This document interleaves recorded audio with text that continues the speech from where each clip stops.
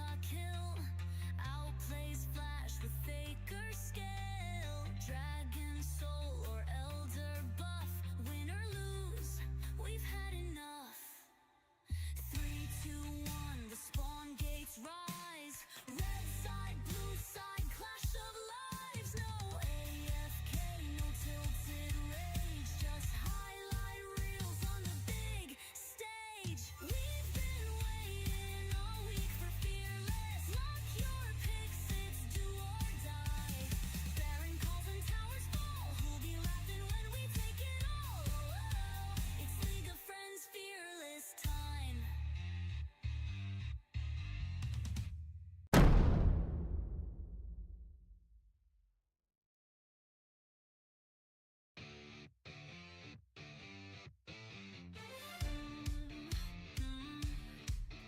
Monday slow, just farming gold. Tuesday's bends are getting old. Wednesday split, push, hold the line. Thursday scrims, we're looking fine. 22 teams, 3 divisions deep. Who's got the hands? Who's got the peak? From iron grit to challenger plays, the Nexus falls on fearless nights. We've been waiting all week for Fearless. Lock your picks, it's do or die. Baron calls and towers fall. Who'll be laughing when we take it all? It's League of Friends Fearless time. Chat's lit up like a pentakill. Outplays Flash with faker skill. Dragon soul or elder buff, win or lose, we've had enough. 3, 2, 1, the spawn gates rise. Okay, we're live. Hello. Good evening for another night of Upper Bracket Fearless. Today, joined by Silly and Wilbert. What's up, guys? Yeah. What's up? This is what, week 5? Week 6? Week 5 of the Week tournament? 5. Yeah, week 5. It might still be a 4-way tie for second place in upper bracket, which is surprising to me. if it's a 2-1 today for the Rats. But I think it's gonna be a fun series, especially with a new jungler for Rawr. Who has come in for Rawr? Who are we looking at today? Mr. Shea. Another Dutchie. I think he's Dutch. Hello, Dutchie. And good luck to Che today. We'll see how Rawr are able to do. They've had a few changes, a few substitutes throughout their games, looking to pull it back today. How are you looking at the mid lane matchup there? Waz versus Skanky. How are you expecting that to play out? I honestly, aside from the Yasuo, I think Skank's champ pool might be a bit hard to deal with for Waz. I think Yasuo's the only champion that might be able to apply some pressure in the laning phase at least, because Skank plays a lot of really, really annoying high range like artillery mages, I suppose, or control mages as well. I think that it's just very, very annoying to play with or play against. Sorry, when he just pushes the wave in, pokes you at the same time, and you just sit there and like cry if you're not able to dodge anything. So I've not actually seen much of Waz's gameplay, like his micro level abilities, but just from a pure kind of champion pool analysis, I think that it's going to be a very annoying matchup for Waz. Makes sense. I think it'll be interesting as well to see it play out with Che in the jungle versus Michael. They played, of course, on the same team last season. Had a banger game against you guys. A game that'll forever live in everyone's memories thanks to Mismatch. This beautiful compilation. But this season, lining up against each other, Michael's been up and down. What do you expect from him today? He to be honest, he hasn't been playing the video game that much, so I don't know if he has the confidence today. I think he'll be fine. His team, in general, I think, they have the advantage of having Danny. He could just like point things out on the map for them to follow, and if they all are on the same page, then I think that they can be quite coordinated. And Michael, is a player that I think just does really well when there's a clear direction for him to do to go in the game. So if he has the confidence to just stay calm and follow the plan, then I think he'll do good today. For Shay, I don't know. I haven't seen him, to be honest, at all, even in the server, just like around. So I don't know what he's like. I don't know how he's gonna perform. It's gonna be pretty much like a cold start for him midway through the tournament as well, almost the entirety of the group stage over. So I'm just excited to see how he does in general. I don't know what he's been up to in League of Legends terms, at least. So yeah. Yeah, I'm very excited as well. So I think this will be a matchup for LR to show like, hey, if you want to get second place, if you 2-0 today, you're on top there, and you're right back in the fight for first as well, because JSDS lost yesterday. On the other side for Rawr, if you want to make playoffs, you gotta win here, and it needs to be really big, and especially with your lineup changing so many times. I heard Nox is playing support today, Thula top. Oh, is that the case? I believe it is from what I am seeing in the lobby. So that again, they still I don't think have ever actually played unless Nox is actually the support, have actually played their full roster properly. Maybe this is the week and I'm wrong and he is actually their support, but I would not expect that. Yeah, I think they've had quite a tumultuous journey throughout this Fearless season. I think that, yeah, they definitely do have a lot more on the line compared to the Rats playoff spot on the line for them. Well, Rats, they're just fighting for a better placement in the for themselves in the next knockout round. So I think Raw will definitely try to fight for their lives today, even though, like you said, they're switching things around so much. That lack of stability as they played together so far is going to be a limiting factor for sure. But I think that might also make it more fun. Just seeing Nox in the support, I guess, slot right now in the lobby. It feels like it's a wild card going into the game. So I think it's something to look out for sure. I'm excited to see what he brings us today. Mhm. If his As mid we lane spoke, champ pool is anything to go by, I think his supports, the supports that he might lock in, are gonna be very fun to watch indeed. assume I think anyone can just pull out a Nautilus or a Leona, just have a good time as long as you're Mhm. coordinated with your ADC. And I think most importantly, if you actually play the video game, because we've seen that from some of the people on some teams, including my own team, that we don't play the video game and then you turn up to play. That's what you spoke about with Michael as well. And then it's like, wow, this is the first time I'm on Summoner's Rift this week, and it matters. And you're like, shit, gotta play well. And I think that if you keep swapping around, you make it difficult. You might have more fun. Vibes can be good, and that's probably half of it. I mean, we've seen this team literally do a little implosion last week. Someone someone had enough, but you don't want to see that. And I think playing together with that consistently helps a lot. Mhm.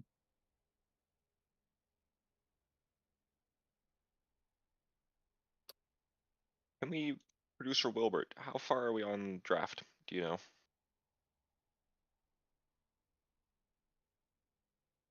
But I don't know if I can show it on. That's so good. Just to give us an indication. So what are some hot picks you're looking for game one? What are you expecting? Yasuo, or do you expect it to be banned? Um. Oh, we Oh, have a draft. Don't have a draft.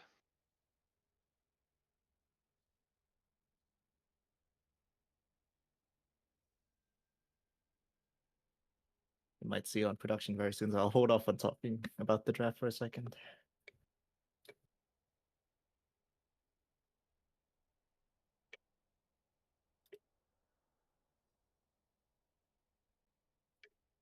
It's fine. We can just wait Uh, until the client draft. The stream's gonna be a bit scuffed, but it's No, okay. Scuffed is good. it's never scuffed. no scuff. No No scuff, scuff. no scuff. My No scuff. apologies. This is Absolutely. highly professional. Wilbert and I only do S tier Utmost level streams. of There's professionalism. exactly. Yeah. What's your prediction? My prediction, I think Yasuo is not going to be that high of a priority. I think that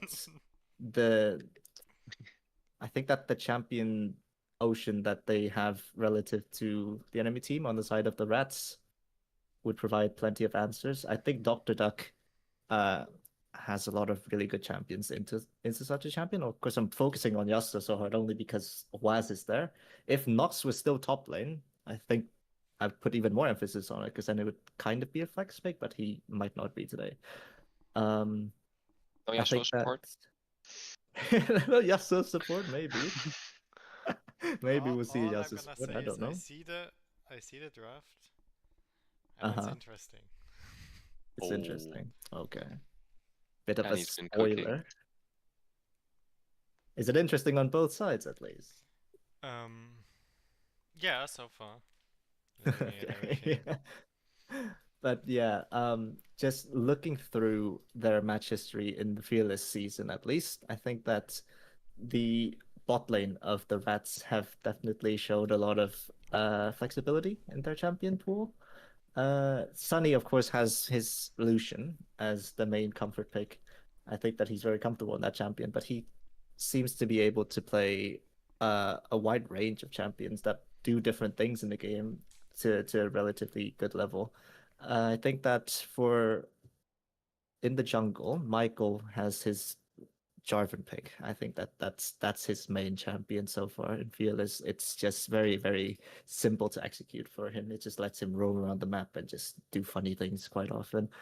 Um, I think that Thula, from what I remember playing with him, he plays like very bruiserish, split pushy kind of champion. So I think Camille, not that Ambessa has been released for a while. Actually, Ambessa, she's not really a split pusher, but kind of very fighter, pick heavy kind of champion pool. We can expect to see that from him, and maybe from Danny, an Olaf to answer, a Renekton, a Volibear, maybe if we can see it. Of course, is Cassante, if they ever let that through for him. And yeah, I think that just because of the variety in the champions that they've picked so far on both teams, more so on the Rats, but on both teams, it's quite impossible to kind of predict a solid draft before we get into the game. All I know is that both teams have plenty of options for where they might want to go, the champions that they pick. Nice. I'm excited to see how draft goes out. Then I'll ask you for a different prediction. What do you how do you think the game score is going to look? Just blind going into it. What's your feeling? You know, what do you feel in the air? Blind going into it, I'd say that the Rats have the advantage just because of the absolute chaos that has been happening on the Rawr roster. I think that the series will for sure be a very fun watch, but I am leaning more towards the Rat. Just even setting aside the gameplay side of it, I think it's purely just because of how much things are changing over there. Humans feel. Oh, we can see it. Are we seeing the draft? I don't see anything yet. Oh, there we go. Am I just like crazy behind? Oh, there we Is go. wait, is LR red side? Sorry, So Rawr is LR. red side. Yes. Okay. I was about to say. I was not expecting a Skankasso, but a Danny Fiora. All right, hot Ooh. damn. I'm gonna bet 2-1 to Rawr today.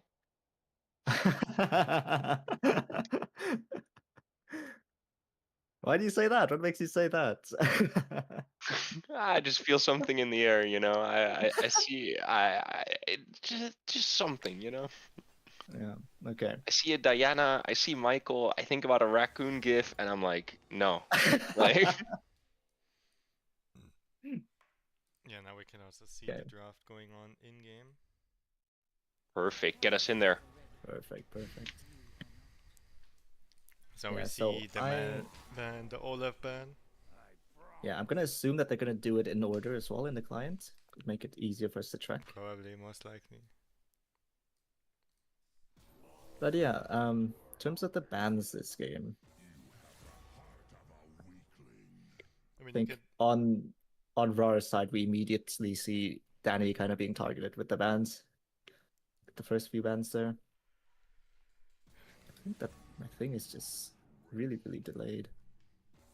Yeah, what I thought it Yeah. was surprising, or I also think is like major part in Ratatouille's draft is that they have an enchanter support, and enchanter support is very hard to play in a higher level of skill or higher level of play, basically, because engage supports are just so more present on the map, so more prevalent that they can create more space, just make the map more open for everyone. Mm. Yeah, I Mhm. also think Sorry, go on, go on. yeah, I saw once where it said that an enchanter makes a good ADC a great ADC, but an engage makes the average ADC a good ADC. So Mhm. depending on how good your ADC is, it might be fine to draft an enchanter or engage, depending on that factor as well. Yeah. I generally would agree with that, but the one thing about Lulu is, uh, her attack speed steroid and just the fact that she puts the little picks onto her versus she shields means that she works really, really well with champions that want to auto a lot. You can see that, what we saw earlier, that Diana and Fiora were picked, and those champions plus the Varus, they do really well with auto attacks. They like that attack speed that Lulu might be able to give them. And Lulu's also a champion that has the very, very annoying ability of polymorph. And her ult that makes her teammate bigger, get more health, and also knocks everyone up around them for a second. It's incredibly good peel into a very dive heavy comp that you see on the red side there with Jarvan, Yasuo, and Ambessa. If they get onto the Varus. I assume the Varus is going to go on hit this game because of the Lulu pick. So the Varus is the main DPS here. There's not really like a strong front line, but the way that the red side draft has formed here, it is so focused on just gap closing and immediately getting onto the carries. And Lulu, I think, is a champion that does really well against that. So I'm not entirely opposed to the Lulu pick here, especially in this lane matchup against the Ziggs Tamken. She is gonna do a lot of work for Sunny in terms of just negating a lot of the poke that those two are able to throw at them. I think that in general, supports enchanter supports are a lot harder to make useful, but if the team can be coordinated enough to rotate around the map well with the jungler and the support playing together, then I think that this could be a super good game for the Lulu on the side of the Reds. I'm just worried for the pick potential on the red side team comp. They can all move around relatively quickly. Just chuck a Ziggs ult in. You can Yasuo ult from halfway over the map. It feels like once you hit the higher levels, Tom Kench as well, and Varus and Orianna are easy to pick off unless they have flash. You're sitting there. I'm very interested to see how it plays out. I think that the blue side team comp, the Fiora, will be a menace in the side lane, and it'll be really hard to engage on that three of the Lulu, Varus, Ori with all the disengage I have. So we'll have to see how that plays out and see if Danny can make the Fiora pick work. Yeah, I think it will very much come down to how the blue side positions themselves. If they decide to fight, I think Fiora will just be consistently a little pest on the side lane, just trying to get turrets. They will have to be forced to send one or maybe two people to answer the Fiora. But yeah, like you said, the pick potential on red side is just absolutely crazy. If you get a Jarvan ult onto someone, that's guaranteed Ziggs ult to hit. That's pretty much guaranteed Ambessa ult to hit. It's a Jarvan knock up immediately after for Yasuo, or maybe even a Tahm Kench W into that little cage and knock someone up, knock multiple people up for Yasuo as well. That Jarvan ult is gonna make or break how fights go in this game, in my opinion. If the rats make that mistake of trying to group together during a fight, especially with their really squishy backline, I don't think a Lulu would even be able to save that if the Jarvan lands a good ult. No, I don't think so either. And I think that, as you say, it's on the shoulders of the Jarvan. Che, the new man. Let's see what he can pull out here. Maybe he does a funky early path, does an early gank that no one expects to set something else up for later. Blow a flash can be very useful on Jarvan, because once you're flashless or you're Varus, it's dangerous to play into Jarvan. So we'll have to see how that works out. Top lane. How does Fiora versus Ambessa go? Is it pure skill? I would say that it's a pretty even matchup. It's gonna be annoying for both champs, to be honest with you. But in general, I would say that the trades are a bit more favored for the Ambessa. Just because the W shield is going to be super annoying for Fiora to deal with.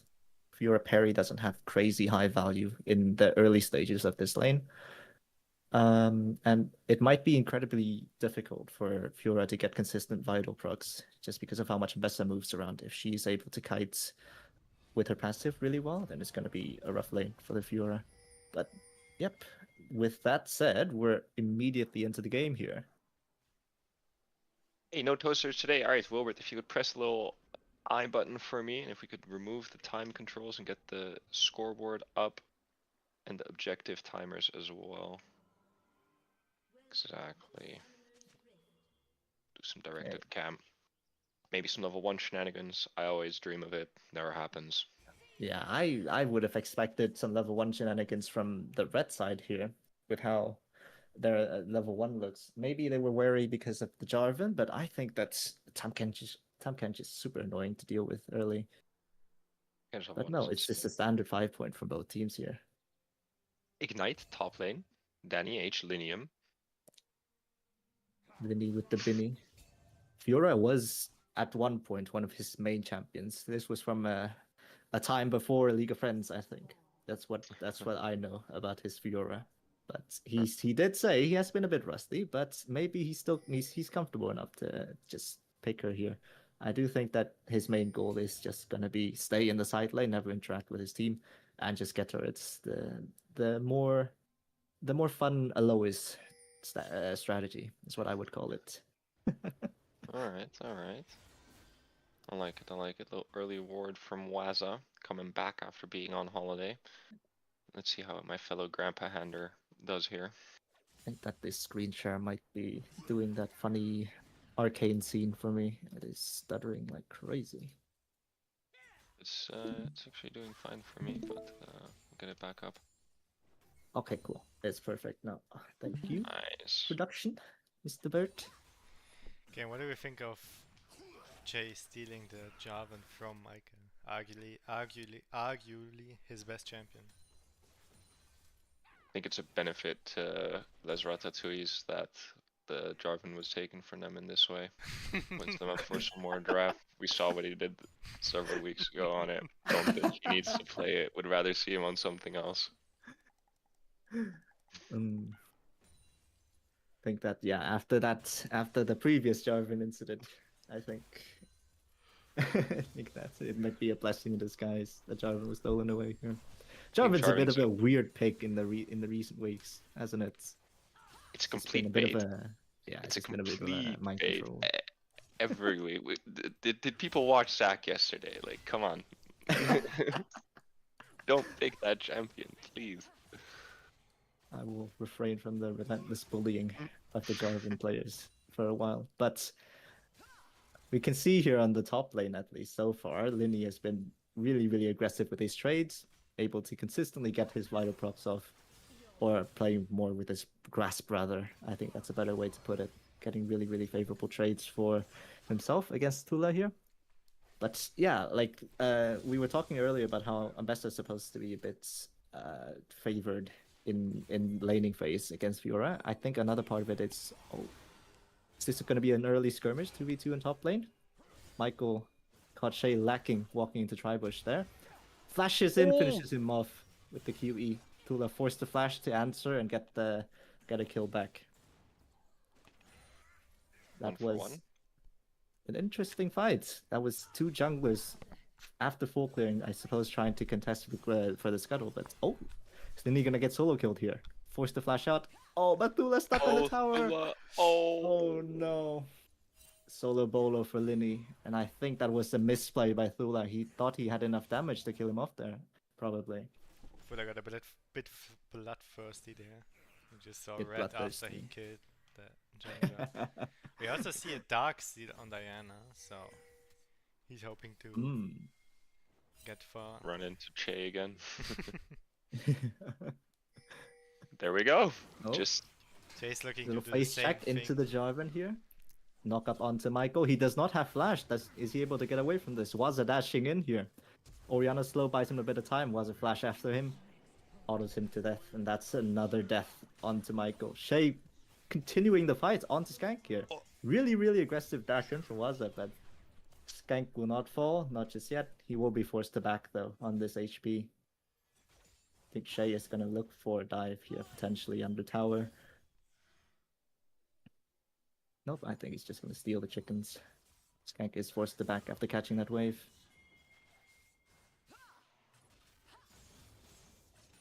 yeah, it's been a bloodthirsty start. We've seen two junglers walk into the other one in a bush and die. So you know, learn from that.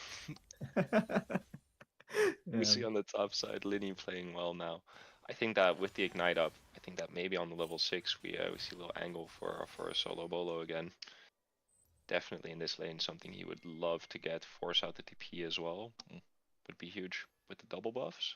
Does he hit level 6 fast enough? He should be able to hit level 6 before Thula. He did get a solo kill when Thula just got a little assist XP stolen away by Jarvan there after the 1-for-1 trade. Linny, of course, buying a Vamp Scepter really early as well from that kill gold. That's going to give him a lot. Oh, Thula dashing in really, really aggressively here. He's here. Shay behind him, but Oh, Linny's going to be able to pick him up with the ignites.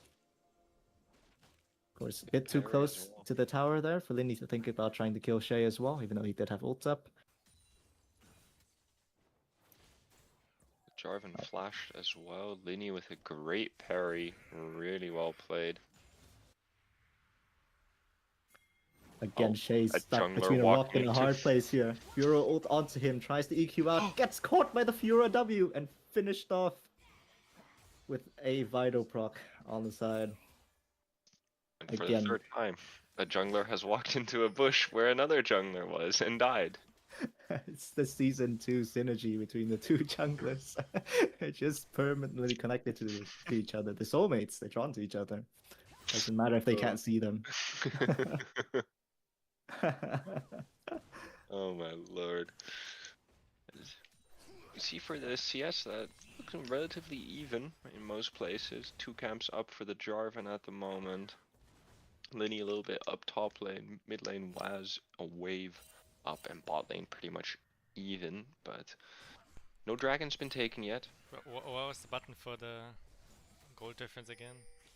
X. X, I believe, yeah. It's not X. Let me see.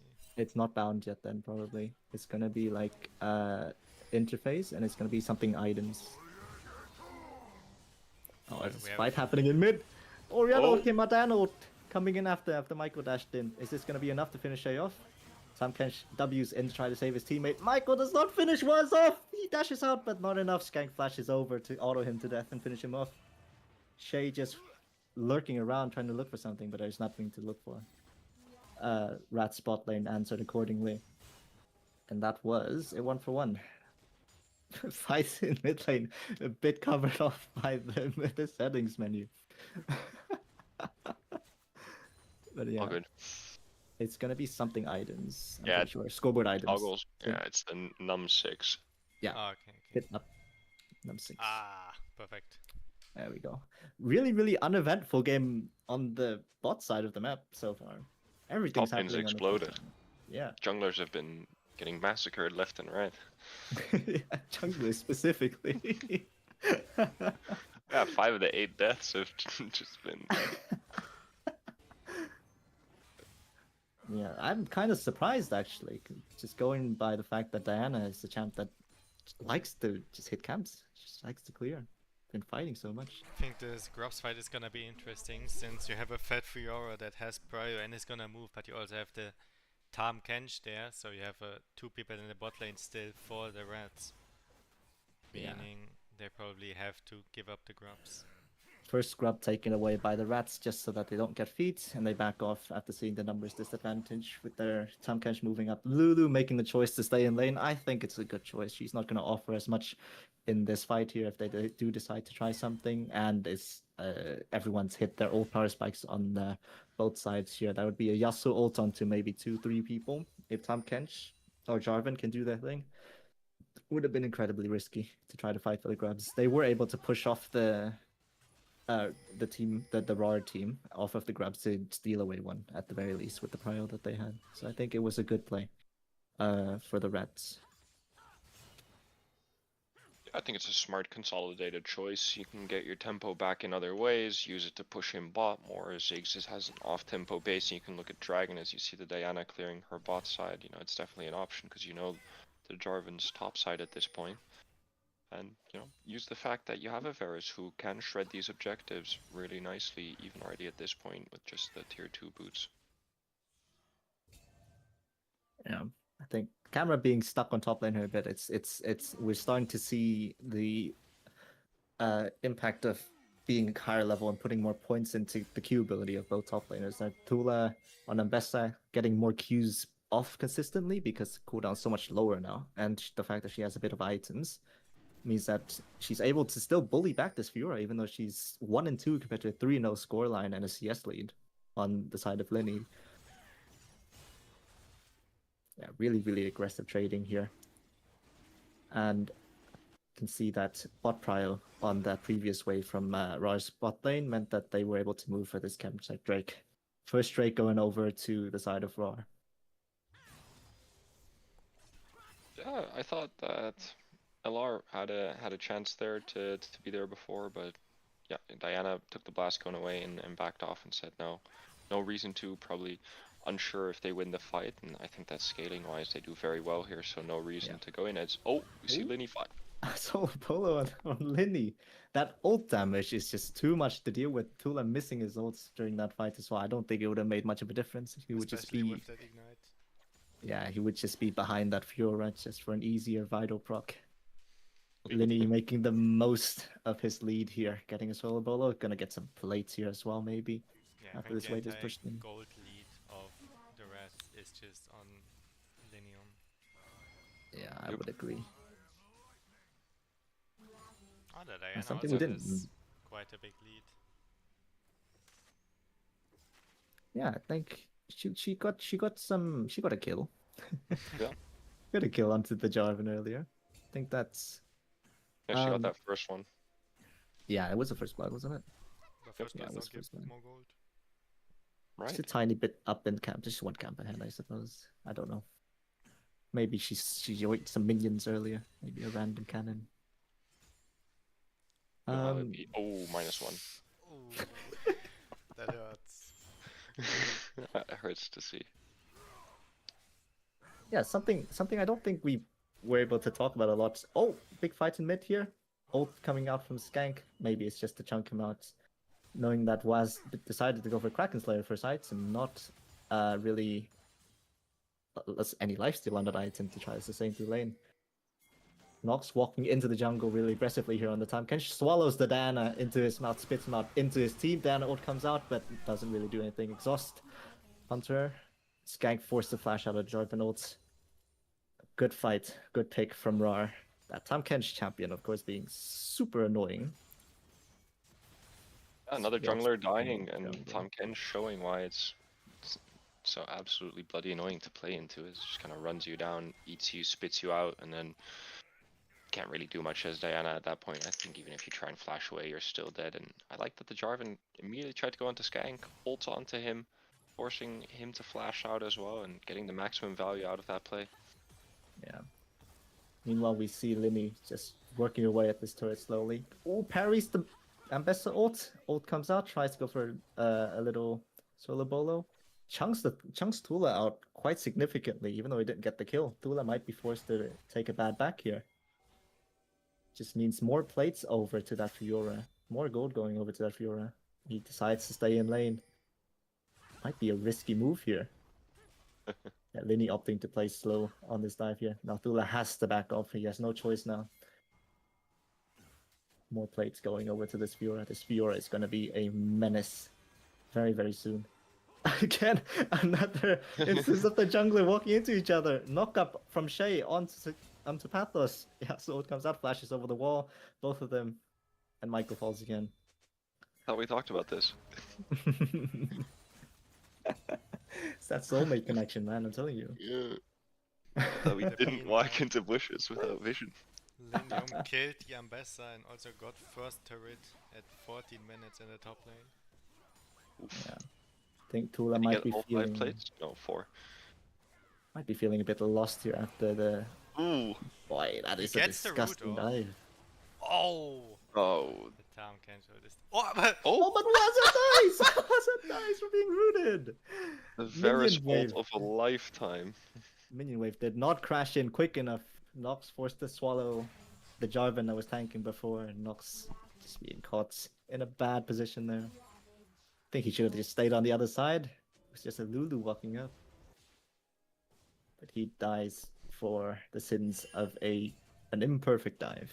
and that's a second meanwhile, turret for takes the Reds. So second what turret. I wanted to talk about earlier is that now that we see finished items, I'm surprised that we see a Yasuo with Kraken. I don't think, or at least I thought that's not what they usually go. No, It's definitely still a good first item choice for him, especially into relatively like squishy in terms of health champions on the side of the Rats. It's very, very good in terms of the build path in lane if you want to play really aggressive. I think that he was trying to get at that's what he was trying to make the most of in lane, trying to get good high damage trades and longer all-ins onto the Orianna to try to push her out. And yeah, it's much more burst compared to Bork. So if they do decide to go for skirmishes, which they have been, because the junglers keep running at each other, the Yasuo is able to finish the targets off a lot more effectively with the Kraken buy. I don't totally hate it. But while we were talking about that Herald taking by Rats on top side, they cross map with a tier 1 taken away by the Ziggs, and then this Drake upcoming on the bottom side of the map. Pathos hovering over where Tula is right now, maybe looking for a little dive under tier 2 into a tower push. Oh, Ooh, we see Jarvan Jay finding engaged onto Sunny. the Varus. He's by himself. Oh. By himself, 2 ults out, 3 ults out onto him, and he just falls. I'm not too sure what the plan was there. That is a bit of a questionable decision to try to fight 1v3. That seemed like a bit much. Does seem like a bit much. Nox, again, doing the time catch thing where he just walks into people. W's over the wall, tries to catch Fiora. Bessa ult connects. Yasuo Tornado connects. He ults over. This should be Linny dead. Yasuo finishes him off. Shutdown going over to Waz. An attempt to chase down the rest of the Rats. Not successful. Back into the sewers they go. Straight While back all of this down. is happening, Varus becomes the person to split push, getting some chip damage away at that tier 1 down in bots. Yeah, someone has to do it. 3 people from the side of Rawr trying to siege the outer turret at mid here. They do succeed in taking it with the grubs damage, and then the Ziggs W finishing it off. Yeah, really nice to see the map movements here in the mid game as we saw a hectic session there from Che getting a little bit caught out, then swapping it around, catching out Linium, but massive kill, and for it to go onto the Yasuo is huge as well. I still feel weird seeing Merc treads Yasuo, but I think he knows better than I do, so what am I to say? See a question in the chat from a Christina Rob person. I don't know who this is. Why is Mikey died 5 times? It's because of the brain link between the 2 junglers. They both have the Elon Musk special brain implant, and they just connected to each other. They keep walking towards each other, and they keep fighting and dying. That's why he's died 5 times. I keep walking into the same bush thinking something different's gonna happen. Yeah. Old Elon is sending a message to them. Oh, yo, there's gold in this bush. You should check. They both walk into it. Yeah. Outer turret on bot lane falling to this Fiora as well. Fiora's gonna probably have second item base here. Triforce Ravenous already at 19 minutes. this Fiora is going to be extremely hard to deal with. Definitely yeah. so. Outer turrets fallen on the bot side from inside of the Rats map. Rawr looking potentially up for a pick onto this Orianna here. Bessa ult connects, she goes in. Skank's quite squishy right now. He's gonna die. Oh, good flash to dodge the Jarvan ult. It's not gonna be enough. Jarvan ult and Bessa ult, Ziggs ult to finish him off. There's nowhere he can go there. Flash down, and he's down as well. I I think he's just out there yelling, "Throw it all at me." just looking at the gold now, the Ziggs is quite fat. He already has 2 items, you just got to shut down his head and CS. Yeah, but compared to the Fiora, he's just nothing. he saw Skank probably employing the Bowson strategy there by trying to draw people to the top side. This Herald push on bot got them the tier 2 tower and the inhib tower. Linny trying to fight back, potentially drag one down. No, he does not succeed. That's 2 down, but that is a bunch of gold going over to the side of the Fiora and the Diana. Inhib tower down this early as well. It's just the inner tower of mid lane left on the side of Rawr. Quite a lot of, I suppose, angles for the Rats to kind of sneak into the jungle here once they get back onto the map. Shay walking in with the Tamkench to steal away the top side camps. It's going to be a blue buff taken away by him. Dragon spawning very soon in 45 seconds pretty much. Yeah, it could be soul point for Rawr. Will be big for them to get that, as we've seen the fights go every way. As we see Atacon being started, and I think they're just gonna give it.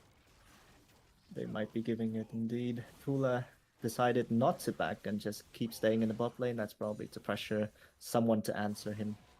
Linny does go down to try to do that. Atacon is gonna fall here for the side of Rawr. Bunch of XP, a bunch of adaptive force going over to them. Gonna close the gap a bit in terms of combat power. Oh, Tula he's tries out. to TP out. What a god! Classic SOAS kind of play there from the top laner of Rawr. Just TP's out in the face of this Fiora, and he's back to safety in the base. 4-man push here down mid. No one is there to answer this wave from the Rats. They decide to go for the Drake instead. I'm not too sure that they needed everyone for that Drake. But mid lane inner tower falls. Rawr opening up the map really nicely here, and quietly the Ziggs has been farming up a storm and getting some assists and kills, and at this point he just destroys towers. Liddy's finding them here, or is he being found? Oh my god, horror ults from the side of the Rats. Too big AoE. It's an AoE knock up and spin from Ori, but they just very zoning slightly Orianna missed. ult to not engage on the Fiora there. Very high IQ. Exactly. Yes, I agree. Indeed. The Rats look a bit cornered in here at this stage in the game. Even though they do have some towers taken down on side lanes because of the Fiora, that's their general lack of team fighting compared to the draft of the red side here just means that when they decide to walk together, Rawr are just able to just pick off 2-3 people at once if they're out of position. And there's not really a good answer at the moment from the Rats. No, definitely not. I think that, especially for Rats at this point, as we flash see it in from happening Shay. again. Again, Varus forced to flash out of the cage. Ult comes out to just root him for fun afterwards. That is Varus flashed down. Baron is spawning in under 2 minutes. Oh, Shirelia's popped by the Lulu. They're going to try to close in on the Ziggs here. Fiora's there as well. Flashes over the wall. It's not enough. Sunny finishes him off with a Varus arrow.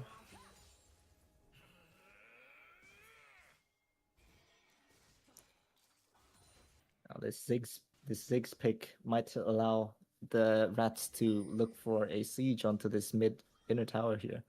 Or at the very least some pressure to maybe steal away some camps from top side. They don't decide to go for it. Red buff is going to go over. But yes, 5-man. running down this mid wave here, trying to siege this inner tower. Now Yasuo ult is still up, and Bessa ult still up. Might they try to go for a fight to prevent the siege? No, Diana goes in first. Oreo ult connects, but it's only on to one person. Oh! Michael dies immediately as soon as he went into tower. Yeah, TP coming in from Ziggs here. They're gonna try to run down the rats after that failed engage. Nothing much happens after that. The rats were too quick. Orianna and Lulu were able to retreat to safety. Yeah, I don't think Michael's too confident today. I can't lie. Bit of a questionable engage on the tower. It was a bit of a choke point where he dashed in there. No one was close to that Jarvan. His ult only connected to one person. Skank's ult as well because the ball was on him. It's just a bad fight. He got popped immediately. And Ziggs TPing in, 5v4. There's nothing much they can do after that. Now, Baron has spawned. Michael is back up, but Rawr are already at the Baron pit. Looking to prep some vision for it. Tula is gonna have TP very, very soon for this fight as well. Now Liddy walking down towards bot lane here to try to get that wave. Maybe just force a fight with this Ambessa. Well, Skank forced to TP out. He spots 4 people from Rawr in his jungle. TP's out to safety. Yeah, Linny is chasing down this Ambessa really, really hard. Blast cones, both of them over the wall. Skank is there to block off the path. Tula is gonna fall here, I think. Meanwhile, Rawr is starting the Baron immediately. As soon as they see Skank away and TP is down. Oh, Pathos! Caught again! Lulu ult might be buying him some time here. Varus gets caged in by the Jarvan. Michael goes back in, but he dies immediately. He does get some ult damage down though. Varus has the 2v1. It's just a Lulu. It's not enough. Skank ult goes down. Shay falls to Skanky. Tries to kite back a bit. Tahm doing the Tahm thing, just tanks everything. Stuns Orianna. Waz diving in. Bit aggressive. Tahm ults him to safety. Gets the knock up, and that's Skank down as well. Really, really good fight for Rawr here. It was a good answer from them to start Baron immediately. They turn to try to fight as well, knowing the Skank would be late for that fight. And they pull it off. Linny cross maps with a little bot in him in the meantime. Baron did not end up being taken though.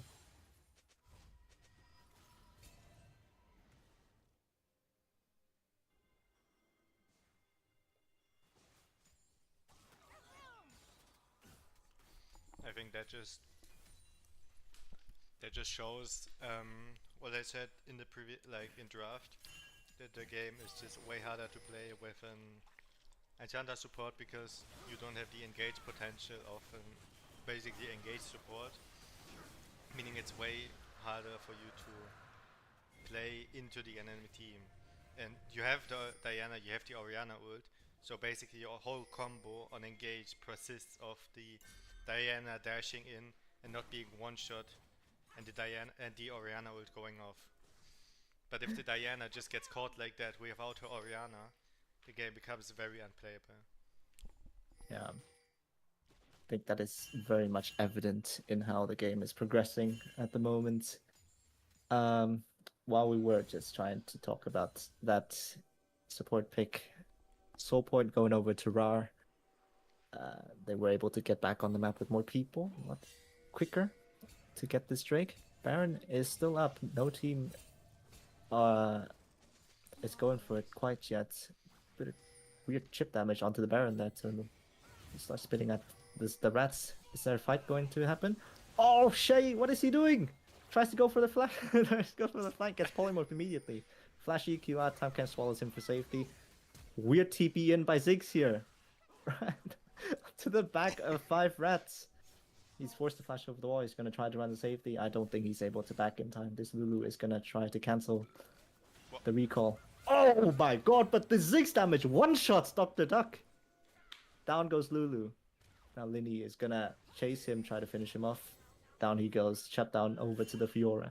But my god, that Ziggs damage! What is that? I think has gotten quite a bit of a problem. He got 3 items, and yeah, he's just incredibly fat.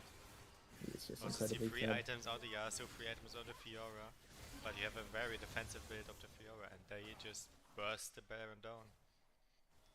Yeah, but while the rat spent 2 people trying, that Rawr had to back off after that fight. Ziggs was out of the fight as well, being run down by 2 people. Gave the opportunity for 4 people from the rats to just go and yoink that Baron away in the meantime. Yeah, I would have said that a Fiora with Baron looks very scary, but it actually isn't that scary because there's not that many turrets left for her to take. All the turrets I are in think their base. I And think that there's still a lot of threats in this Fiora with the Baron buff. They're gonna be able to just hard push mid and top together because bot lane inhib has fallen. That is supers running down that lane. Even without Baron buff, that's gonna be very, very annoying to deal with for Rawr. We need Ziggs to be in one of the lanes without with the inhib still up, just so that he can clear these Baron minions. But he's the only guy that can really, really easily clear the supers on the side of Rawr. And Besta's doing that job at the moment. Shay flanking the rats, but he gets polymorphed immediately. Diana ult, Ori ult out onto him. Again, really, really weird flank. He dies for his sins. No time control to bail him out this time. now we see 5 people running down mid while the Fiora is going back into the top lane to try and catch the wave. Fighting the Yasuo while they're at it, but Ambessa has already backed and she's back in the base.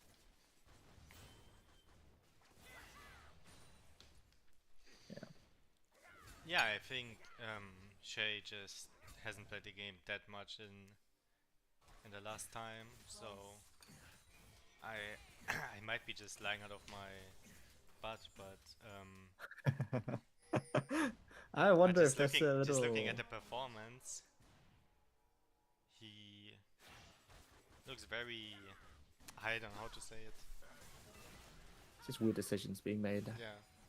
I wonder is part of that also miscommunication within the team as well, because I don't think that they're playing on the same page right now with the way that the players are moving around in relation to each other. Again, with the spam buff, Linny still on the top lane alone, and Best ult connects onto him. He's not able to parry that. Oh! Ori ult connects onto 2 people. Waz being pulled back. They were able to dive onto the Diana in the choke point there and just finish her off. Linny still doing a lot of work onto 1v2 here. Tam Kench falls to the incredible max health damage on this Varus and this Fiora. That's 2 for 1. Baron minions are still up for the rats. Recall TP onto the Ori so that she gets her health back. This is going to be a really, really strong push for in the top lane here with the Baron minions. Baron has fallen off, but Linny, you can see walking down to his bot lane, maybe try to get the inhib. No, gets knocked up by Ziggs W. Did not expect it, I think. Waz flashes over the wall to follow him, trying to finish him off. Gets parried, and he dies. Linny with a good outplay there. Skanke still getting a bit caught out of position after the initial movement to help Mr. Linny, and dies after Sonya's in for fun, making a pose. Yeah, Lanium just really aggressive movement, trying to get the bot inhib as well, taking 2 turret shots and getting engaged on, and just hand stiffs the Yasuo. Yeah, so Michael blast coning over the wall, steals away the Drake. That is soul not taken for Rawr. Almost Dan kills Ult the coming and Ambessa. Lulu not enough to finish them off. Oh, Tamken swallows Ambessa so to bail her out. Linny's gonna fall for that. That was almost a really, really good play. Sunny finished off the Ambessa though. He's kiting in the cage. He has the Lulu to buff him. Oh, he barrels the Ziggs! Does not finish off the Jarvan. And he dies. Really, really weird fight after the Dragon Steal. I think that I don't know if that's because I didn't track the ults properly, but I don't think that was a terribly good fight angle for Rawr there, with the Tam Kenshul still up. Linny almost being able to make some magic happen there onto his ult target, but of course Tam Kench does the funny thing where he puts his teammate in his mouth and no one can target them anymore. Yeah. To think that that was some basic ability once is kind of insane. But yeah, that is bit of a buffer in terms of objectives, neutral objectives for Rawr here, for the Rats here. They bought a bit of time for themselves, taking away that soul from Rawr. Cloud Soul, I think, in Michael's words yesterday, is one of the stronger dragon souls that you can take, just in general, in the game right now. So taking that away from Rawr is super good. I think, especially with the Ziggs ults from downtown, that Cloud Soul is going to help him catch up with his team a lot easier, especially with how deep rather the Ambessa and Jarvan are able to dive onto the enemy team. Is Tula caught out on the side lane here by this Fiora? Stands next to the wall, denies that final Vital proc, ults to buy himself some time, flashes over the wall. Linny missing that last Q, didn't expect that flash. He wasn't able to follow. Tula is able to escape. No ults on both top laners here. Baron is spawning very, very soon in around 5 seconds. Tula's gonna recall, he's gonna TP back with some more health. Now, this Baron is gonna be an interesting fight. I don't think that Rawr are able to answer that effectively with supers pushing down their top lane. Really walking, face checking that bush just to make sure that no one's waiting for them. 4 people walking in there, knowing that Tula is forced to recall. Yeah, I think that the Rats are opting to go for they are going to opt to go for Baron here after pushing in that mid wave. They know that it's gonna take a lot for Rawr to try to answer this. With supers pushing down their throats in top lane. But they Nox haven't- is hovering. There is a ward on Rawr yeah, they in the haven't cleared Baron the pit. vision yet, so Ra will go on and they will be forced to back off. Yeah. They will Any- lose mid prio off of that, meaning just they need to look for a fight or dangerous blast cone. Any Baron fight with the Ziggs on the enemy team is super risky. You can just get incredible AoE damage onto your team in the pits if you're not careful. Yeah, especially with a death cap now, Shadow Flame, 4 items and an extra rod. He's just incredibly strong. Almost 800 AP.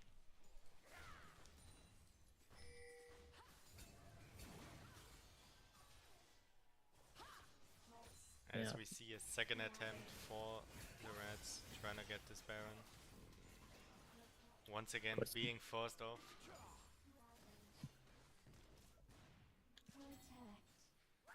And I think this is- there is an argument to be made that the Rats are trying to draw for a fight angle with the Baron. They will look to turn if Rawr decide to walk in a bit too aggressively, but they don't really need to with the Ziggs existing. Was forced to answer that last supers push on top lane there. Finishes off that wave. Wave is gonna slow push back slowly in time. Again, we're seeing the same thing happening over and over again. Rats go for that mid wave. They get that prio because top wave still has to be answered, and they're gonna try to attempt for this Baron again. This has happened. This is gonna be the 3rd time that this has happened now. No, they don't actually go for Baron again. Walking into bot side here, maybe looking to do the same thing on that bot wave. Set some vision up for the Drake in the meantime as well. This is gonna be so. If Rawr are able the to Reds secure the are Drake. split, and the Lulu and the Fiora can't move to the team through the river. We see the Lulu wrapping around while the Fiora is holding the flank angle. Fula sitting very back, anticipating the Fiora. Yeah, ball Like, is on the face check ban already. Fiora Oh, now. Getting the Fiora ult out and just getting that out is unharmed. Fiora ult down for this fight. Tula still being pretty healthy after that face check. Pathos trying to finish off this Drake really quickly. Are they able to get the smite off? No, they don't. Michael fails the smite. Jarvan goes in, knocks up Sunny. He goes down after Yasuo follows up with the ult. Shay gonna try to finish off Pathos. Does not succeed. Linny trying his best to And kill the off Tula Ziggs- here. Ziggs is out of mana, so he is not able to deal enough damage for the Fiora. Fiora having built full armor is Yeah, pretty. Linny is gonna try to take this fight here. I think that he's strong enough to do this. Flashes in onto the Ziggs. Does not kill him. Misses the parry. And forgets Down goes about Michael the as well. Kench ult once again. Michael Yeah, gets down Tam as well. Kenshult. and Pesky Tam Kenshult. we Cloud see a lot of Ball secured by Rawr there. Skank flashing nothing and tagged to Yeah. the Condessa anyway. Meanwhile, A little Ra just attempt takes to the Baron. take that inhib as a consolation prize for losing Drake. Does not succeed as Lula is able to Lulu back. is gonna look for and a steal Anthony. here, Magical steal here from the Lulu. but the Yasuo But that wind wall wall of just wind. disabled. Oh. Ziggs was able to take the mid turret as well. Yeah, this game is going a bit disastrously for the Rats at Like- this point. It took quite the turn. Looking at the gold, you still see the Fiora quite ahead, but the Fiora alone isn't able to do much. The jungle lead from the Reds is evening out. The red in the mid lane is just steadily rising, and you can see a big gold lead in the bot lane as well now. Yeah, I think at this stage in the game, the Yasuo, the Jarvan, and the Ambessa are all able to build items that keep them safe from the insane burst that the Rats have if they decide to start a fight. That combined with the Tam Kench giving the Ziggs some safety and the Ziggs having Zhonya's as well, it's super, super hard for the Rats to just head on win a fight against these champions at this stage. Are going to be able to commit to much longer fights, and those longer fights are going to be pretty favorable for them. Linny just trying to take this inhib here. Ults to try to answer, and Bessa looking to kill him. Misses that last vital. And Bessa really Bessa. chunking him down and with the Oh, flash. flashes after him and finishes him off. Not much you can Yeah, do there you after see that. She has the. Oh, Oh, man, Oriana ult. This is the start of a big fight. No follow-up there from Michael. Michael's just being jumped and he dies to the Ziggs ult. dies through the Lulu shield. That's Death a number fine Jarvan 12. waiting on Ziggs. Skunke there. Skunke is just trapped in the cage after flashing nothing earlier. Down he goes as well. This is a 5-item Ziggs making the final push in base. And Bessa TP's in as well. 5 people walking at the Nexus. Down goes the first turret. Down goes the second turret. And that is going to be game 1 for Rawr. Absolutely well played. Started off a little bit shaky, got their footing, and managed to absolutely pull it out. In the end, a few shaky fights that went all over the place, but they knew what they wanted to do, and really, really well played by them in the end. Yeah, definitely. A bit shaky around early mid game, but they pulled it together. With the Ziggs still being able to get gold consistently, playing around that insane Ziggs damage in objective fights, and they were able to pull it together. Got the soul, got the Baron, the second Baron, and just secured the win for themselves.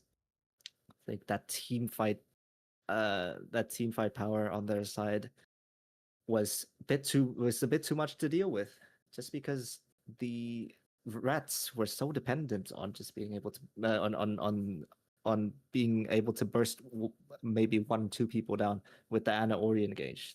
The anti burst items and the Tam Kench on Rawr's side were just too much to deal with. Definitely, and in the end, the Diana being too squishy and just kept getting one shot there at the end, and even the Fiora in the side lane losing that final 1v1 kind of just secured that this game was over. Yeah, I think that I hate to point fingers. I hate to point fingers, but I think that Diana might be shaking in his boots a bit at that game. I'm not too sure what happened. A lot of really, really weird dashes in, and just in general moving into wrong places when his team is not there yet. I think that Rawr played much more cohesively compared to the Rats, which is super surprising considering how we were just talking about the very, very chaotic journey that they've had throughout this tournament so far in terms of what their roster's been up to. Indeed, it's It's a weird one how this one ends up playing out, but congratulations have to be given to Rawr here, and I think we'll head to break now in between the two games, and then we'll be right back for game two.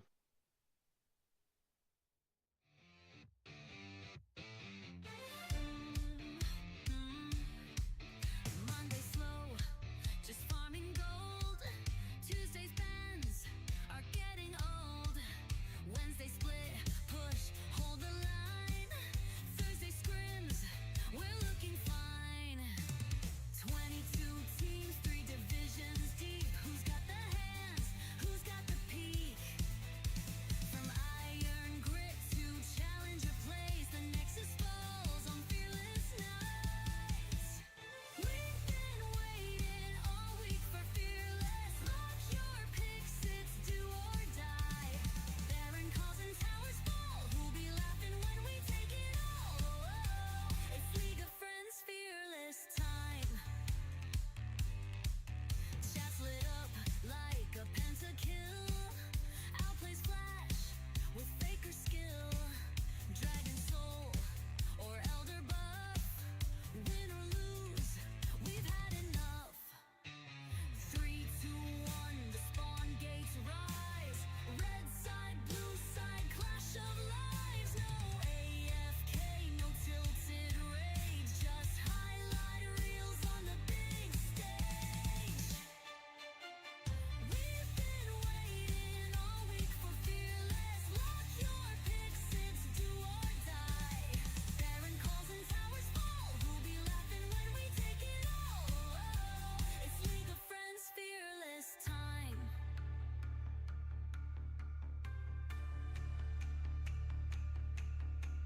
Chat's lit up like a pentakill. Outplays Flash with faker skill. Dragon Soul or Elder Buff. Win or lose, we've had enough. 3, 2, 1, the spawn gates rise. Red side, blue side, clash of lives. No AFK, no tilted rage. Just highlight reels on the big stage. We've been waiting all week for fearless. Lock your picks, it's do or die. Baron calls and towers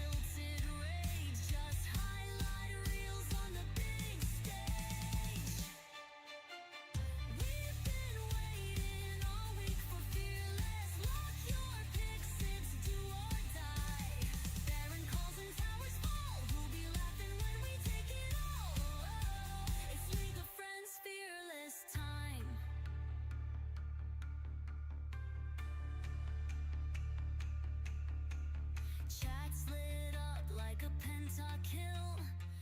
Back. Welcome back to game 2. Hopefully, Mr. Maurits will be able to join us for the entire game this time. It's I an cuts out again unfortunate, without telling me. I'm gonna lose my mind. Spend the entire pause just yelling at it. But no, I'm unfortunate incident in game 1. He will be alive for the entire game this time. But yeah, indeed. going into game 2, I'd say surprising win for Rawr. Not because of their performance. They played super well. It's just that the Rats looked kind of disorganized in that game. Would you agree? Definitely. I think they were a bit all over the place. They didn't really have a clear way of going about it. They knew they had the Diana in a side lane, but they still the Fiora in a side lane, but they still kept trying to fight in situations where the fights didn't really turn out that way. There was a few times mid game where Che got caught, where you thought, okay, maybe they get something here, and the game flipped a little bit, but then Rawr were able to come back really, really nicely, and then when Che respawned, he was able to get back into the fight really quickly on the Jarvan, and that made the difference a few times for them. And then yeah, if your jungler dies 12 times, it's always hard to win, but I think he'll be able to bounce back. He's probably the second best jungler in upper bracket after Dino, so we'll have to see what he pulls out here for game 2. Yeah. Um, Let's see if are we able to get the draft up again? Have they see if it started? works this time. Yeah. Apparently not. Apparently not. All good. All good, all good. Can make predictions again. But one thing I would like to bring up is Michael's lost Jarvan. Michael's also Yeah. lost his mind after that first game, but he's lost. But he has Jarvan. Volibear now. He has Volibear now, He so does have you all know, there. I think anyone can play Volibear. I think that's a clear case of it. You know, you see Volibear players, you see the champion. I think that's just a straightforward one. Yeah. I think it's a lot of Volibear players in the server actually. Might be calling a lot of people out here, but I totally Yeah, I stand agree. by my take. I'll fight them all. I absolutely I stand will by agree this. with you. I stand by this stance as well. I endorse it. You're not gonna seriously tell me Volibear is hard to play. Like, no. Still a good champion. Oh, Gilbert, you want to send the link to draft actually, so we can talk about the first game draft again? Yeah, sure. I think a lot of priority champions were picked away in that game. Yasuo was gone, Oh, right? first draft. Yeah, first draft. I can send a screenshot real quick. But if you send this link, I can see all of them. So, yeah. First draft, a lot of priority picks gone. Tula lost his Ambessa after that first game. I think Jarvan being picked away really, really big for Michael. I think for Shay as well. I think both of them like playing Jarvan. I think every jungler likes playing Jarvan. Waz losing his Yasuo. Oriana gone from Skank. I know he's been practicing that a lot. So a lot of priority picks in terms of just like player comfort being taken away after game 1 here. Definitely. So I am interested in seeing how this game is going to progress. I think Rawr will be looking to ban the Hui maybe from Skank as well and the Xerath, because you see that they weren't banned game 1, so you can definitely ban them game 2. Mm-hmm. See if they can get Waz a good matchup when he's off of the Ori and not have to play into some absolutely horrendous artillery mage matchup and lose his mind. Yeah, definitely. Should we wait for the draft to come onto stream? It would be weird to just start talking. Yeah. I think so.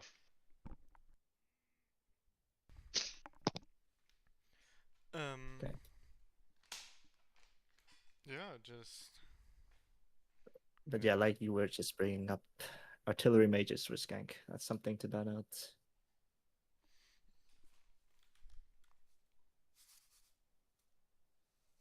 Do you think about he to would say do the something? AP Kog'Maw mid? Yeah, my mic definitely didn't die there again for a few seconds. No, but no, what do you think about AP Kog'Maw mid? I'm indifferent to it. I don't have a strong opinion about it.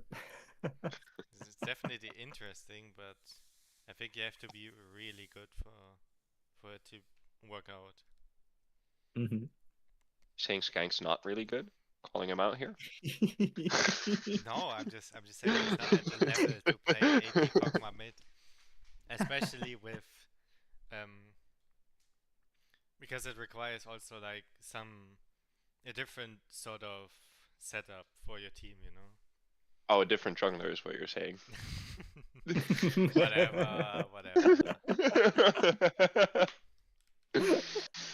No, all jokes aside, I do agree with you. We're doing a little bit of rage baiting here as we're waiting to get into the games. Yeah, but that's I'm really, Oh, sorry. Go on. I was gonna say I'm really excited for Game 2 draft. As we're mentioning, I think we're gonna see a Volley Bear come out. I really want to see what Linny does this time top lane, because he smashed it early game, up 3-0, 4-0, really getting it going, and mid game he got all those towers so quickly that it kind of felt like he fell off impact wise, just because all the towers were gone, because he did his job so well so early. He couldn't really do what he wanted to anymore, because once he was in the base, as you saw at the end, he just gets caught and dies, and it happened bot lane as well, together with the Diana, and that, you know, it kind of sucks. So we'll see what he pulls out here this time. Maybe something a bit more team fighty. I'd love to see the Cassante always. I think he could play that into anything. I would not like to see the Jace. You would. I don't think anyone would like to see the Jays. I also think it's interesting because the Reds are blue side again, so Mhm. you're playing basically no counter pick again, but playing for the first pick. Yep. And I mean, we saw it last game; it went very well. Then he's just the undefeated goat of top lane, but yeah, maybe you need the counter pick. Maybe you want a counter pick so you can play the carry and actually just run down the enemy team. Yeah. I think that there's an argument to be made that carrying is not Danny's strongest trait as a top laner. I personally think that he does a lot better on champs that are able to apply a lot of pressure on the map. So Fiora is one of those champions. I think even though she is technically a carry champion, just the pressure that she puts on the side lane, making the enemy team kind of have to answer her, is something that he's really good at. It's just that the Rats were playing so disorganized in that first game. They were so disjointed that they were not able to do anything with that pressure. I think we saw that quite clearly with the first Baron. They were able to secure the Baron. They tried to push top and mid as we were talking about in the game, but they were not able to get much out of it. Aside from really that mid tier 2 for the longest time. I think that's if they're able to collect themselves and work together a bit better and play around the pressure that Linny is able to provide on his champions, and it might be a bit easier for them to work through game 2. I'm fully with you there. I hope they turn it around. I predicted a 2-1 to Rawr, still expecting that. So happy that, you know, didn't say 2-0 to LR, which I would have said before I saw any of the draft. So, you know, take my learnings from that. I really hope to see 3 games here. I think LR are better than what they showed in game 1. They should be able to bounce back. I think they let Danny cook a strong draft up, maybe convince their support that Nautilus and Blitzcrank are actually really awesome champions. Should definitely check it out. Recommend them. Play a game. You can first time Blitzcrank. It's really straightforward. Change your team comp around. But no, I think that maybe a Lucianami bot lane, something that can be aggressive. Let Sunny and Dr. Duck show something and not just let the enemy support, Nox in this case, just run around the map on an engaged support. Yeah, I think that top catch especially was quite a big problem during that first game. It was a very menace. annoying to deal with. Save the Jarvan 2 times. Save the Mbessa. Makes such a difference. But yeah, are we gonna see draft on screen very soon? I think so. Yes, it's on stream now, so we can talk about it. Oh. The third ban for Rawr is a away ban. They announced it in team chat and they couldn't find it. But Yeah. Yeah, I think the most interesting thing about this, I mean, you have the normal Lucian army, you have an Olaf top lane this time. Again, Yeah. one a rather more carry-like champion for Danny. But what I find most interesting is that they banned the Cassandra. The Reds banned Cassandra. That's Mm. weird. So they're probably looking to, after they win this game, obviously, maybe play it in the third game. Yeah, securing Cassandra for the next game might be the strat there. Um, it's a really really aggressive bot lane. We were talking about the Lucianami earlier for Sunny and Dr. Duck, and it was picked up by them. Uh, I'm surprised that they didn't go for the Nami ban in the second ban rotation there because Nami is B4 pick. That was after the second ban phase, but Lucianami going over to uh, wait, the draft's on the wrong side, right? It's reversed, yeah. Yeah. Um, yeah, the Lucianami going over to Sunny and Dr. Duck, Caitlyn being the main answer to that with the Milio afterwards, that really, really long range from the Rawr bot lane, and Milio being able to shield away some of the bursts of Lucianami might make this lane not as bad as it could be for the side of Rawr. We see an early Mel pick for Skank. Obviously, we talked about him playing a lot of artillery mages. That fits into the bill quite well. An interesting thing is Xerath being taken away by Rawr. Again, stealing another champ away. Caitlyn trying good positive reception in the chat here. What I probably Um, find Yeah. most interesting is that Raw decided to go for the Enchanter as well, picking the melee with the Caitlyn. I know it gives her more range, but I think having an CC support with the Caitlyn is very good because you can just chain her CC with your traps and put out way more damage that way. mm, Yeah, would have loved to see something like Leona as a personal preference of mine, but I think it makes sense. I think we spoke about the Lucianami before and the Volibear for LR. They end up going for them with the Mel as well. Olaf into Renekton. I think Linny is looking to put on another clinic, but doesn't it end up almost being the same thing as the Fiora again? Really good in the side lane, no TP, I and then think, yeah, the main idea behind Olaf probably is that there's not really a good answer from Rawr in yeah, terms of being able to just kill the Olaf really easily before he runs down the backline champions of Xerath and Caitlyn, maybe the melee as well. I think that's the idea behind it. I don't think it's going to be a similar situation to where he's just split pushing constantly like the Fiora. all right, we shall see. I'm excited to see Danny cook on it. Mhm. One of his main comfort champions, actually. I was talking about this before game one as well. Olaf being one of his main champions. A Norwegian man liking Olaf. Who would have guessed? Who would have guessed? Jungle matchup. Volibear versus Wukong. Let's see how it goes this time. I hope it goes a little bit better for Secluded Potatoes. I think that Volibear is definitely a champion with which you can have high impact into the game and get some fights started. But the same goes for Wukong. What are you looking for here? So, Uh, I would expect them to run at each other again. Not yeah, just into a because of bush.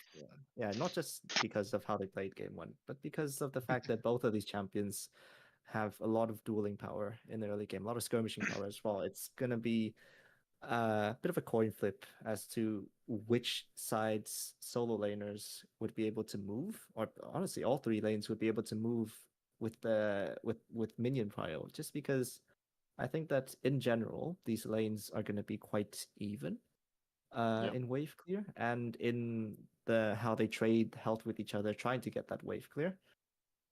So it looks like it's going to be a very volatile game, but the side of Rawr has stronger poke, in my opinion. Xerath, Caitlyn, Milio, really, really high range. So if Lucian Nami are not able to apply the pressure that they are able to do in uh in the bot lane early, then I think that's uh if the poke on Rawr's side are able to land consistently, then it might be a bit hard for them to play.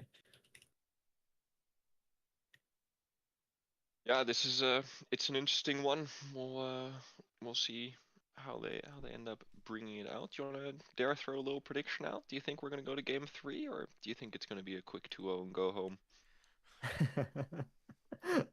I'm not too sure at this point. I think I think that it's just gonna come down to if they're able to keep their heads together on the side of the Reds. If they're not, then I think it's gonna be a quick 2-0. Maybe not quick. That first game was a over 40-minute game. Yeah, no, I get that. I think it's gonna be a 2-0. I quite like the red side team comp. Took away some champions as well. And I just feel like after a game 1 like that, you have to mentally reset. I don't know. We'll see. Yeah, I think. I mean, the draft from both sides still look like they're just gonna absolutely sprint at each other and fight. So, Yep. at the very least, it's gonna be a fun game to watch. Oh, it'll be entertaining. What I forgot. I wanted to say something for so long, and now it's my turn to talk, and I forgot. Oh no. But we're in game now.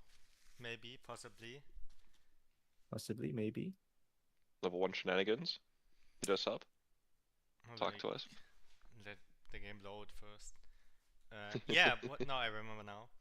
I think the Woolly Bear has the advantage in the early game because his clear is quite quick compared to Wukong's clear, which is rather slow for a jungler. Mm-hmm. Yeah. I'm a bit surprised by that actually. Wukong has some decent base damage, right? But I think maybe they nerfed his clear a while back with his E, and I remember. I think Volibear is going to have a healthier clear than the Wukong as well, so we'll have to see. If early fights break out, yeah, I would agree with you. Volibear might be, might have the upper hand there if they run at each other again. Oh, Red Side is looking to stack in the bot bush. Possibly. I Ooh. saw ping. See That blue ping is side. not being listened to, I think. Blue side trying to go for the invade on top lane here. Standard 5 points from the side of Rawr. Renekton spots them, forced to take E level 1 to dash out to safety. Nothing happens, but Renekton starting his E ability. Could be worse. Could be worse. I'm surprised I don't see the mid laner or the bot lane of Rawr walking to try to get an early deep ward into the red side jungle here after seeing a 5-man invade. Caitlyn Millia opting to wait in the bush for a potential cheese against the rats. We do know that rats love cheese. Maybe Rawr does as well. Who knows? Speaking of cheese, I had mac and cheese earlier and it was Oh, pretty good. Awesome, choice. smashing. Good day for everyone. wins all around. W's in the chat. Indeed. Full trading top lane. Yeah, early aggressive trade here, level 1 for Linny. I think knowing that the Renekton has a W start, he decides to go for it. He Cheeky started little very level good. 1 cheese.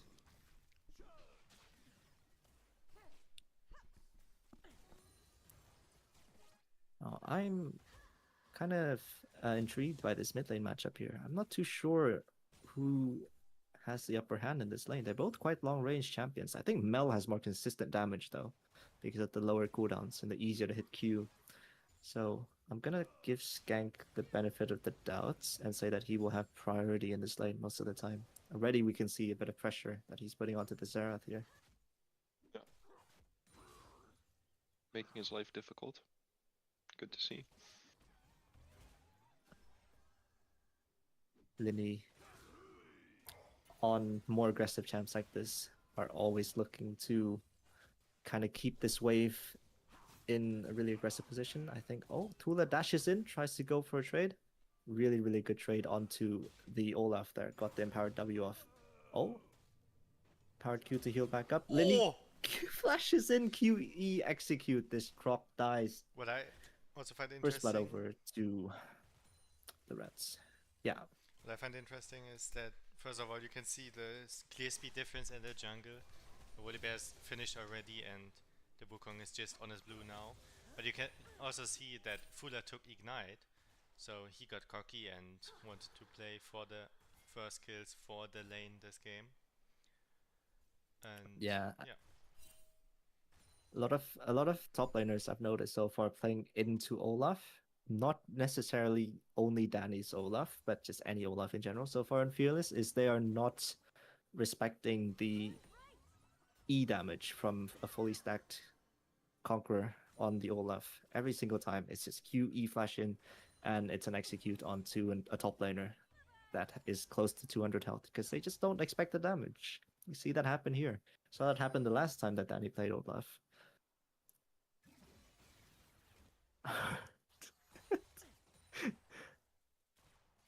Mm. Yo, Yeah. we are back alive. Great. Definitely not yelling at my mic here in the background. We all good, baby. We are all alive. We're all alive and well. We're all alive and well. No, Yeah. I've been quite interested in the fact that the bot lanes have been quite even. We see some resets. I'm interested to see if they'll fight around Drake again or if they'll just trade the objectives out. Are you Yeah. expecting a fight around the first Drake? They both reset to get some items for a Drake fight, but I don't think that we can expect a fight from the side of the Rats too easily. Actually, no. No, I take it back. The Volibear is just so ahead and it's clear. He's clearing down towards bot again already. Skank gonna be able to get prio even if the Caitlyn Milio might be able to get some pressure off. But Camera's on top lane. Linny going for an all-in on this onto this Croc. Croc forced to flash out. He does not commit to the chase. Goes for flash. That's a pretty good trade deal to me. What's also a big trap from my jungle days, what I can say, is the sheen on the Wukong. It might look good at first, but it doesn't help you quite as much as, let's say, 2 longswords and a dagger in clearing your jungle. It helps you a lot in early skirmishes, but clearing your jungle is rather slow with a sheen. Yeah. I would also rather take 20 more AD to on some more damage on every auto attack rather than just one big bonk every time my Q is up. Level 6 on the Olaf. Does he go for it? 2 Qs hit. Ults in just to make sure he gets the kill, does not get stunned. Down goes Tula. Again, the solo bolo coming in for Linny. Yeah, and as I corrected my mistake earlier, the Rats are able to get some prio in mid lane. Volibear's able to show up for the Drake quicker because of the clear, and down goes Inferno. First objective over to the Rats as well. Yeah. Already Big quite moves in from the Rats. Oh. Waza decides to face check the bush, force the flash out of the Mel E. He is able to escape to safety. Shay potentially looking to chase here, does not commit to it. No WE gap close for him. Yeah, Waz making the odd choice to just face check that bot river bush after Drake has fallen. Gets punished for that immediately, even though Skank was forced to flash to try to commit to that pick there. In the end, it's not too bad. Both mid laners lost flash there. Is that an emote? It's an Rule emote! Rule Once. 13.4b. Somebody report him right now. Ticket 267. Mutz, step in. Get this criminal scum out of this tournament right now. Okay, but the Croc ulting into the top lane here. He does not have enough damage to finish off Linny. That's a stain on the Olaf lifesteal. Too much. Shay Flash clones in ult. with the invis, dashes in and ults on the flash. Picks up a kill back.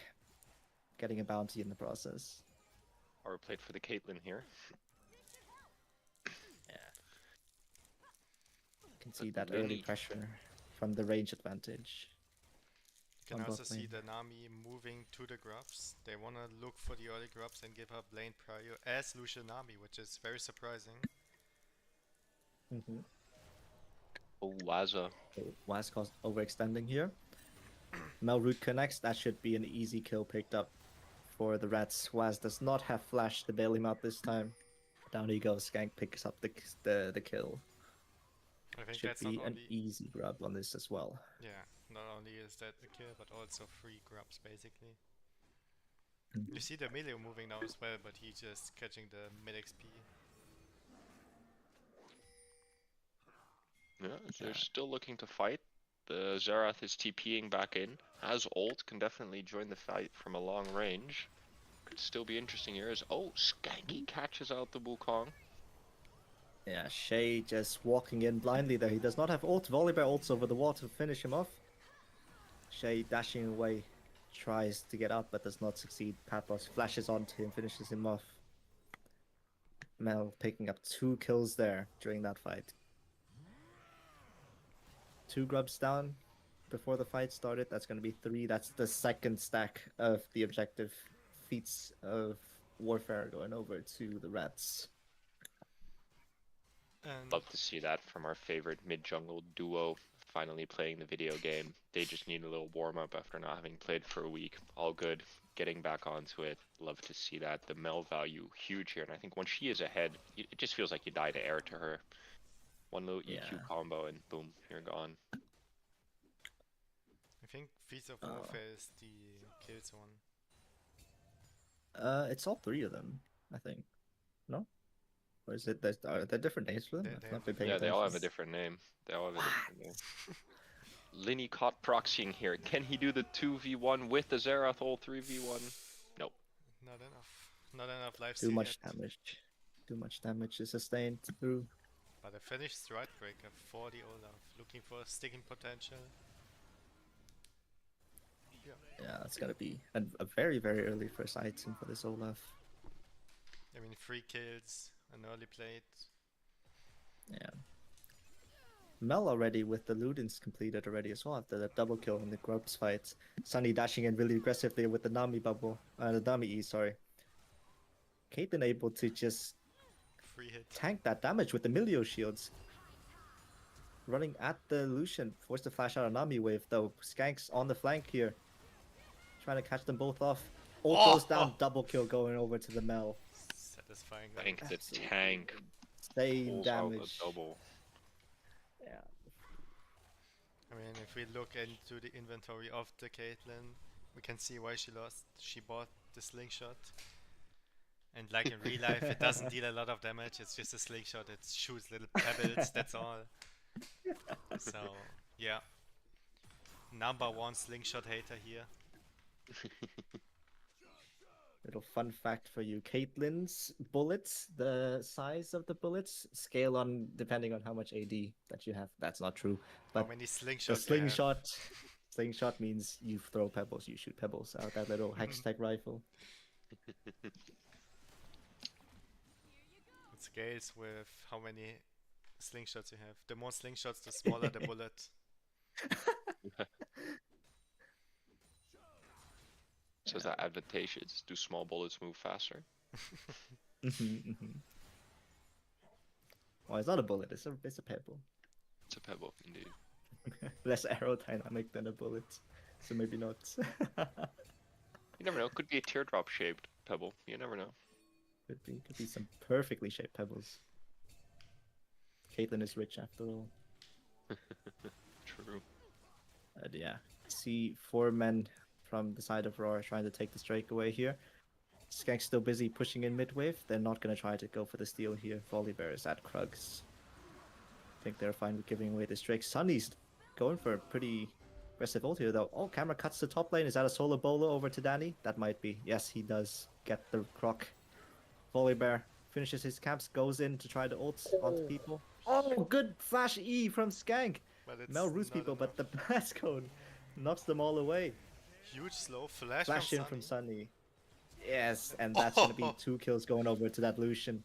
as well as the kill on the Wukong. That's 3 kills. Yeah, Skank tries to finish off that Xerath with his Q damage, but it's not enough. Not quite enough. Kind of wasted flash there in the attempt to do so, but huge fight for the Rats. Drake given over for 4 kills. I think that's a good deal. Worthy trade. I would do it again. I think they were trying to back off of that Dragonfly, and you see the massive Nami bubble hit on top of the blast going into the flash Mel E. Just really allowed them to just get that chase down that they needed. Really well played, and this game feels like it's running away with it for LR. I mean, just looking at the scoreboard, you see everyone on the Reds has a bounty and no deaths except that Linium, who was just fist fighting the entire game. So, yeah. But even though he's fist fighting the entire game, he's just dominating lane. Or I wouldn't say dominating, but he's very, very dominant in lane. A lot of fighting. Oh, Both Sunny happening. going for an all-in here onto the Milio. Does not quite succeed in killing him, but Caitlyn putting some good damage down onto him. Ult gets blocked by the little fish. Oh, Zerat bombing down from the sky. Does try to finish Lucian, does not succeed. He lives on 1 HP. Pathos again waiting in the seen tribush this for Shay, before! this time at level 10. Wukong ult comes out to try to get him to escape. W's over the wall, ults again on the clone, knocks both of them up They and have the gets out to Volibear ult, safety. but No they don't Volibear wanna ult commit. to dive. He might be saving it for the upcoming Herald fight, spawning in 30 seconds. This is a lot of pressure down on the bot lane for the side of Rawr, though. Lucian and Nami are very, very low right now. Could be a potential dive, 2v2. Meanwhile, Linny just ulting in, trying to all into this croc. Ult runs out. He does not get that last auto off in time. He has to back off. Trade from Thula there for the Rift Herald actually makes a difference to not have an Olaf be able to run through your team like that. 100%. Are we looking mid? No. Skank smelled it. Oh. Shay deciding to walk away from the Herald, leaving it just to be taken for free by this Volibear here, even though Thula has the ult advantage in top. I guess he didn't. He chose to not reset and catch that wave. They're gonna trade first tower for this Herald here, even though that's gonna be 2 feats going over to the Rats. Upgraded boots in possession. Monkey likes fried chicken. Herald's a weird crab. Doesn't like seafood. Fair enough. Could we do a little gold check, Wilbert? Num6 for us to see Yeah.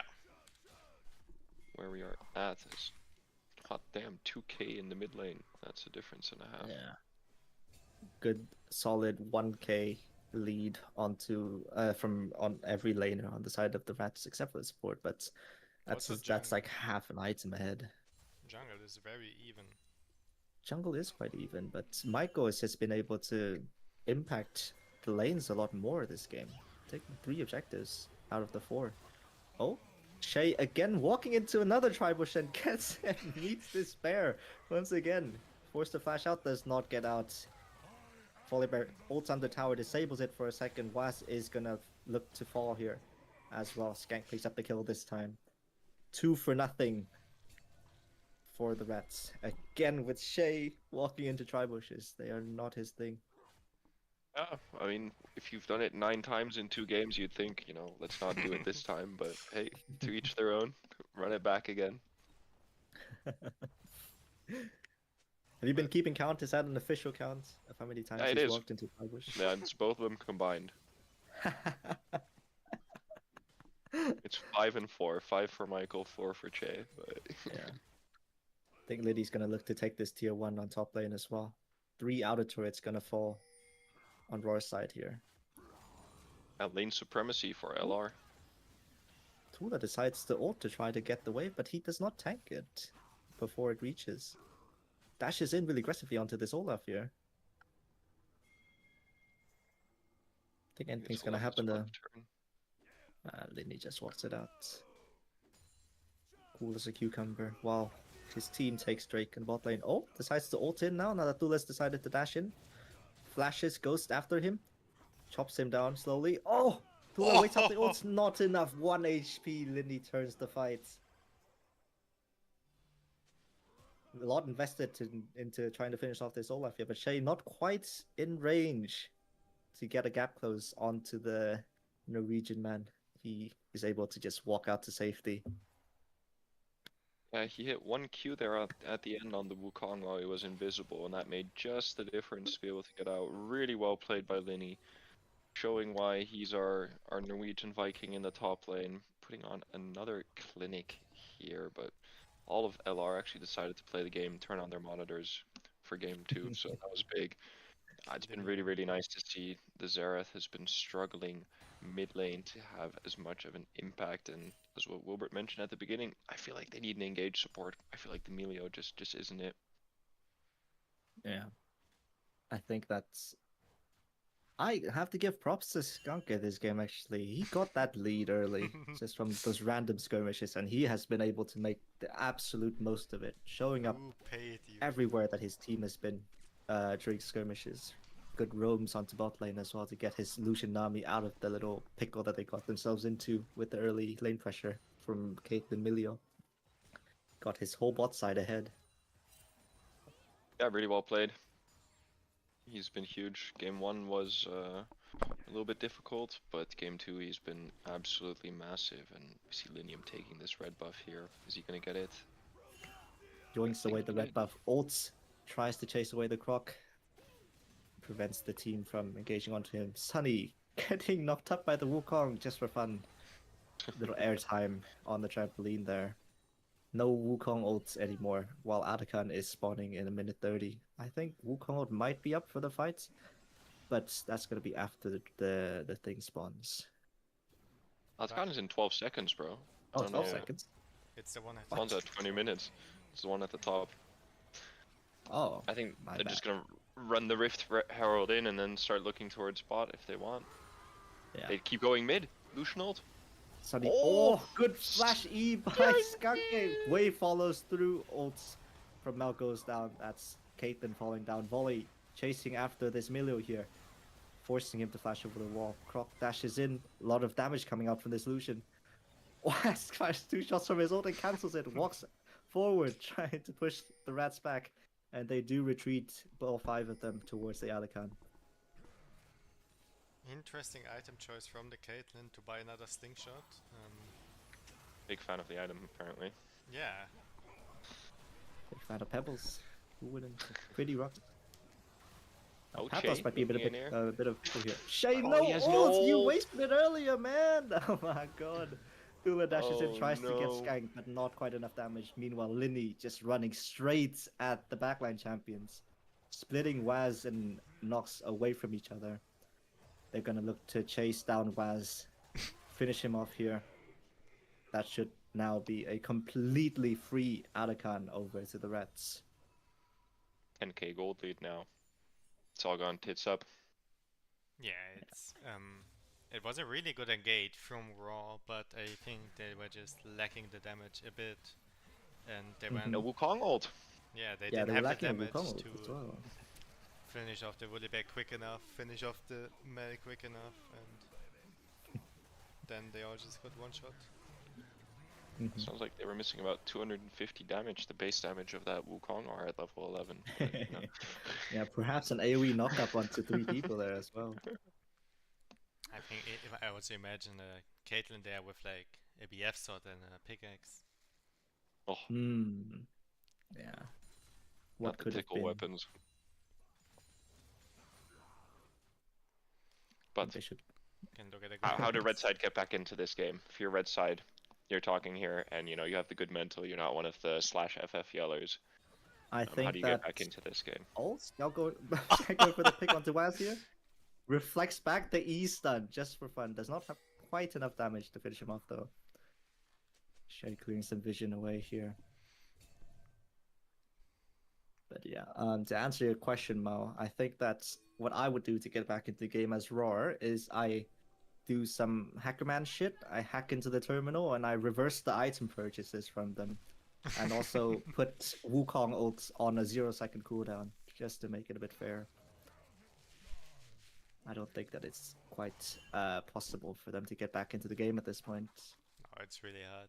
They need to like get a miracle pick here on Preferably the Mel or the Lucian. They have the highest shutdowns. See if they can get some of that wormy mind control onto Skanky. Yes. Gwen is not in this game, unfortunately. Yeah, Linny Oh, flashes over that's the a wall dead and Lazo. just. Oh my god, basically 4 shots to Xerath. Sunny getting flanked by the Wukong again gets tickled and knocked up. Sunny getting a round on Buys the a bit of time for trampoline. his team.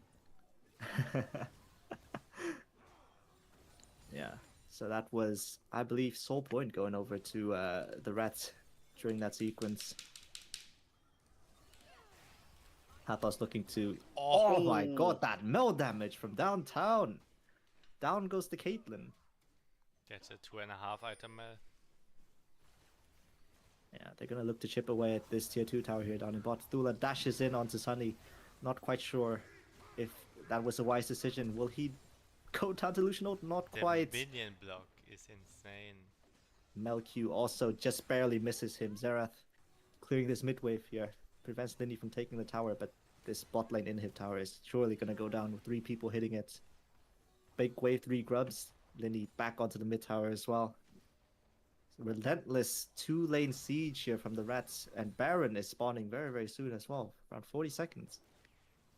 Gonna take away the blue side camps and reset, looking to prep for this Baron. Yeah, I think just if I'm blue side, I say everybody back, get Baron and end. That's pretty much what you need to do right now, and I think they realize that, of course, themselves as well, and are looking for that. I'll be interested to see if Rawr actually fight it and where they end up fighting it, because that'll make a huge difference for how winnable the fight is. Mm-hmm. Yeah. It's just a massive, massive item difference on all of the damage dealing characters in this game right now. Yeah, mid lane. 3 items compared to 1.5 on the Xerath. Yeah, with one of those items being a death cap. Yeah. It's 3 of the most expensive mage items versus 1. Yes. We see Caitlyn picking up a rapid fire cannon to throw the pebbles a tiny bit further. One pebble a tiny bit further. That's the rapid tickle cannon in this game. This is gonna be a rough game for Rawr. I'm not too sure what the game plan could be here. Shay again walking into a bush. It's not a tri-bush this time, and that's why he doesn't die. He's able to get out. That's why it's not a Walks stat back. yet. Walks back in again, playing but with fire these here. bushes are too much. There's just Linny an is in Olaf this the middle back 5 line. people. Yeah. Oh my And they God, just it's run over. about. Pentakill? Oh! The Olaf steals the pentakill. Report him. And That's they don't have a The minion wave, Norwegian. but they have the Woolly Bear ult. Will it be enough to just... yeah. Volibear ult the grubs maybe, or they decide to take both inhibs, waiting for that mid wave to crash. 20 seconds. It should be enough time to take with the Volibear ult. I believe 5 people hitting with 3 grubs. That should be enough. Yes, this tower is gonna melt. That should be a game 2 for the Rats, bringing us to a game 3. Bronze Scrapes, as we so beautifully named it yesterday. Game 3 of a best of 3. On scrapes indeed. Yeah, absolute stomp from the Rats. They found a way to look at their monitor and use their mouse and keyboard to play the game. Yeah, it makes a big difference. I think Also, Elon might have pushed a little upgrade to the brain chip on Michael. interesting Chase to those stuff on see the old that match. after, like, not only did only Linium die on Los Ratones, he also, after, like, I believe it was like 6 or 9 minutes, no one on the Reds died anymore. So Mm-hmm. that's really impressive. I think that's now that we're at game 3, with game 2 being such a stomp, I'm curious to see if Rawr are able to collect themselves enough to push for an upset in the series. Hope so too. Yeah. I think it'll be an interesting angle to look at. Now they have to do the whole thing recoup after you just got your face bashed in. Let's see how strong the mental is on the other side. As I have to say, congratulations, and well done to LR for coming back after a game like that, you know, replacing Michael with a new version, new AI update into him, boom. Started to play the video game, but no, in all seriousness, really well done to them. I think that's a very hard comeback to make. Pick their comp, show what they're good at. Skank really showing up big. That Mel, my lord, we saw it there at the end. I think an EQ plus ult just killed anyone. Yeah. And I'm surprised how it's gonna be after the break. So we're gonna be in break and we'll see you afterwards. Bye.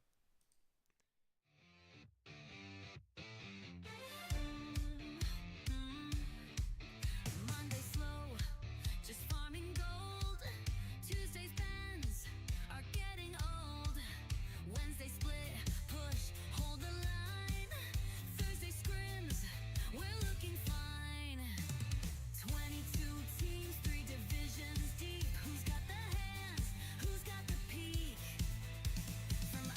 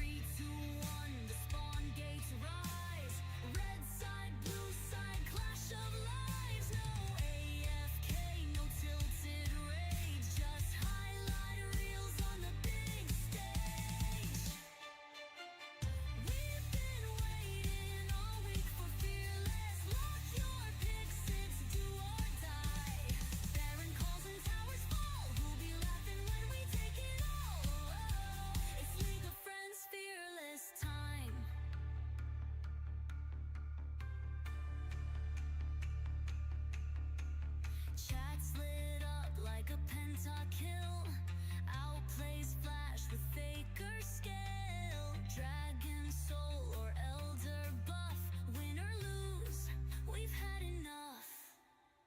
3, 2, 1, the spawn gates rise. Red side, blue side, clash of lives. No AFK, no tilted rage, just highlight reels on the big stage. We've been waiting all week for Fearless. Lock your picks, it's do or die. Baron calls and towers fall. Who'll be laughing when we take it all? It's League of Friends Fearless time.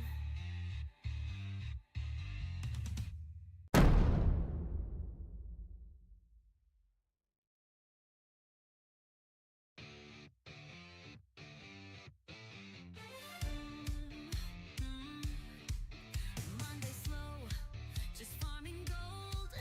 Tuesday's bends are getting old. Wednesday split, push, hold the line. Thursday scrims, we're looking fine. 22 teams, 3 divisions deep. Who's got the hands? Who's got the peak? From iron grit to challenger plays, the Nexus falls on fearless nights. We've been waiting all week for Fearless. Lock your picks, it's do or die. Baron calls and towers fall. Who'll be laughing when we take it all? And we are back on the live stream in the draft that you guys can't see.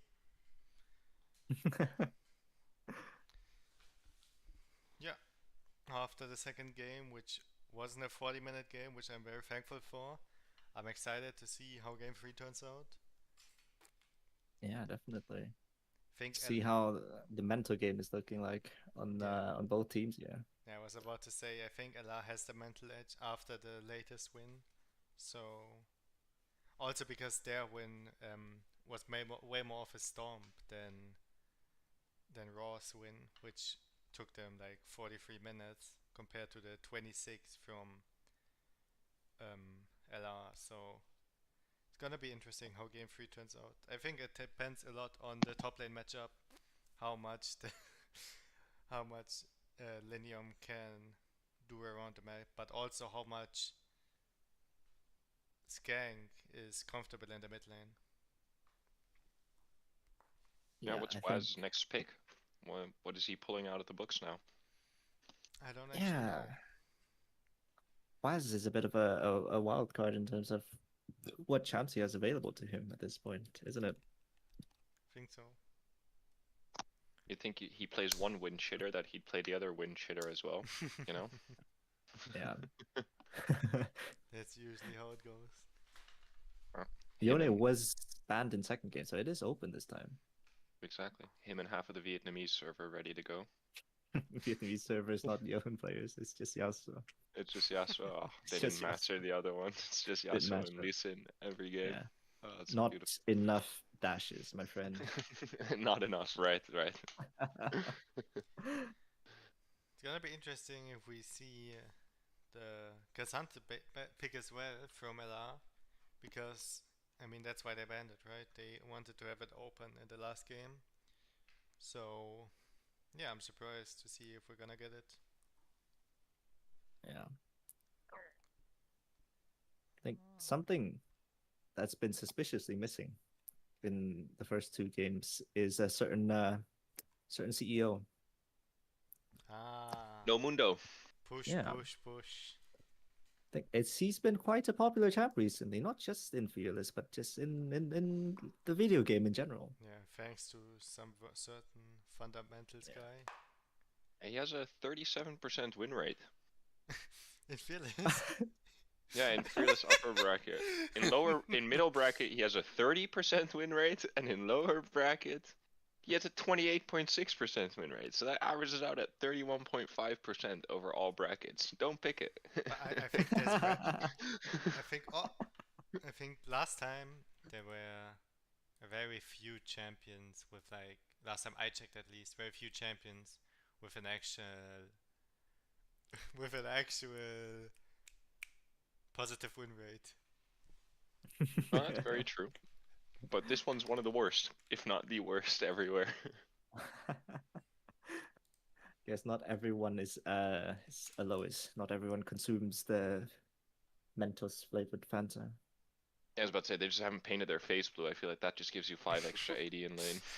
Yeah, a little toy car as well. What is this? For the oncoming draft. Yeah. We're looking into the future and like just seeing how the draft is playing out. It's just some stuff going on. Well, it's, you know, they're getting ready to have a great game 3. Yeah, I think the pure entertainment value of this series is undeniable. Yeah, Oh, as always there. I just checked the win rate of champions, of the most played champions in middle bracket now, and there's Mhm. three champions among the top 10 most played with with more than 50% win rate.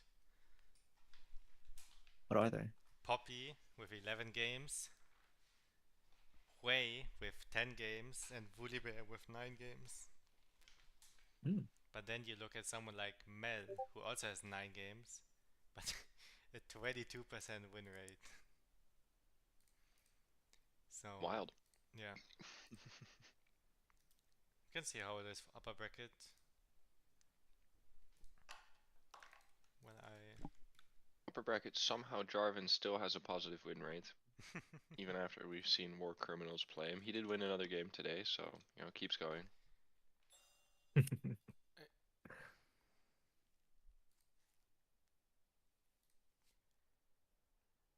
But Are yeah, we doing on draft? You happen just to waiting know? for draft to go live on stream, right? yeah, it's just it needs Is to it live? finish before it can go Ah, live. okay, I don't know okay. why, but yeah. Yeah. Weird sites, weird sites. All good in the hood. Oh, oh, really spicy draft. It's live now, so we can talk about it. Mm-hmm. We see the Gwen as a Mundo answer. We see. Wait. Oh yeah, it's Mundo Jungle, right? It's Mundo Jungle. Very unconventional Yeah. with the current state of affairs in the corporate company of the Mundo, the Doctor. But yeah, Gwen, immediate answer to the Mundo. I think that was a flex for top jungle as well. I think that's Zoe going over to Waz. That does seem like a mage champion. That's more up his alley from his champ pool. Yeah. Wolf Jin, did it. don't Sounds quite about get right. the Jin pick. Can someone else give insight in the Jin pick? I'm kind of blind here. I think decent into lane, into Sivir. I think it's But just that was a fine picked blind pick. before Silver. Yeah, and then Mirren just a Maybe, fine blind pick, I think. Just like yeah. comfort from the Yeah, it's ADC. probably just very comfortable. I mean, they have a lot of like area control with it. Mm-hmm. Yeah, I think the last game is just play more comfort than an actual like fully fledged out team comp where everything has to match. Yeah, I think that just as a whole, the Rats draft is very, very strong. They have Gwen to answer for the Mundo. They have Braum to answer Alistar engaged and blocks a lot of the Zoe and Jin damage from range as well. Have very, very strong frontline Braum Cassante to peel for the Sivir to get consistent damage off in team fights. They have decent scaling because of the Sivir and Gwen as well. Ari is just gonna be a menace in terms of the early skirmishes. Just gets the priority in mid lane, move around, maybe help the Gwen apply some pressure onto the Doctor there, just to let him not scale as fast. His clear is going to be, I think, quite a bit slower than the Gwen. I might be wrong about that, but I can't imagine how it would be quicker. But overall, I just think that the comp fits together super, super well compared to Rawr's draft. Not too sure how they're going to play out this draft because their Mundo's directly countered already. Their bot lane, I feel like, also loses every trade that they try to go in for because of the Brown. Kale, historically, kind of has been a good pick into Cassante, actually. is able to still trade really, really well into Cassandra early into the game. Kayle kind of is misunderstood sometimes for her early trading power in lane. So I'm quite excited to see how top lane goes here. Tula again getting the counter pick for But himself we also on have that to red say side. that it is Danny's Cassandra, and I think he already said once that Cassandra is like his best champion. So he knows Mhm. all the matchups and he knows how to play him not only in lane but also out of lane to almost pretty much perfection. So I would keep that in mind for the laning phase and just the game in general. Yes, definitely. He was at some point, I think, in the top 10 for Cassandra players in the US. So master of the champion, low master, I could say, of the Cassandra champion. Yeah.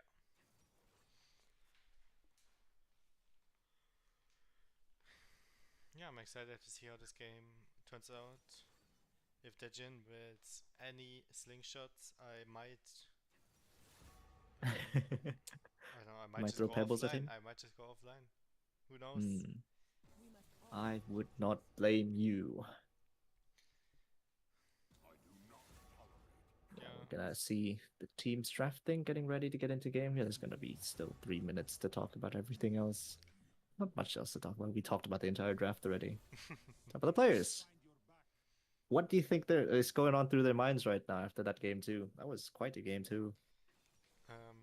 Yeah, I think just for Michael especially, on his mind there's now I am not as shit as I thought after the first game. Skank has the biggest ego now after the second game because he Mhm. dominated lane. Linium's mental is definitely restored, we could say, after a very successful second game. And I don't know how Raw thinks. I don't know what's happening in their minds, but they could most definitely be panicking right now. Be like, Yeah. oh shit, we need to log in. It's Yeah, just a quick check. Has oh no, it's definitely. it's been I think there's some adult responsibilities to take care of maybe. But yeah, I think Rawr might still be in that finding themselves stage, trying to figure out what they're supposed to do to try to play together Yeah, effectively. I mean, So we said it at the beginning. We have Nox, the usual top laner, in support. We have a support sub, and I don't even think they have a. I forgot an actual lineup now. I think they're still missing teammates, if I'm correct. So. if the website is a good indicator of their roster, then Shay is a permanent sub Oh, now is for he? them. That is a permanent member of the team. Oh, Yeah. okay, okay. He is on the website at least. Oh, yeah, then it's probably right. Oh, that's Yeah. quite interesting. Shane not being drafted, but he still got drafted. Shay against Michael also being two ex teammates playing against each other now after forcing Michael on the top lane in the last season. Now gets to roam in the jungle, his natural habitat. Natural habitat. Wasn't until the first season of Fearless. Can you remember? Hmm? Michael was not a jungler. Michael was not a jungler indeed. There was a pre-jungle Michael. Some lore drop right Garen there. main Michael. Karen Michael.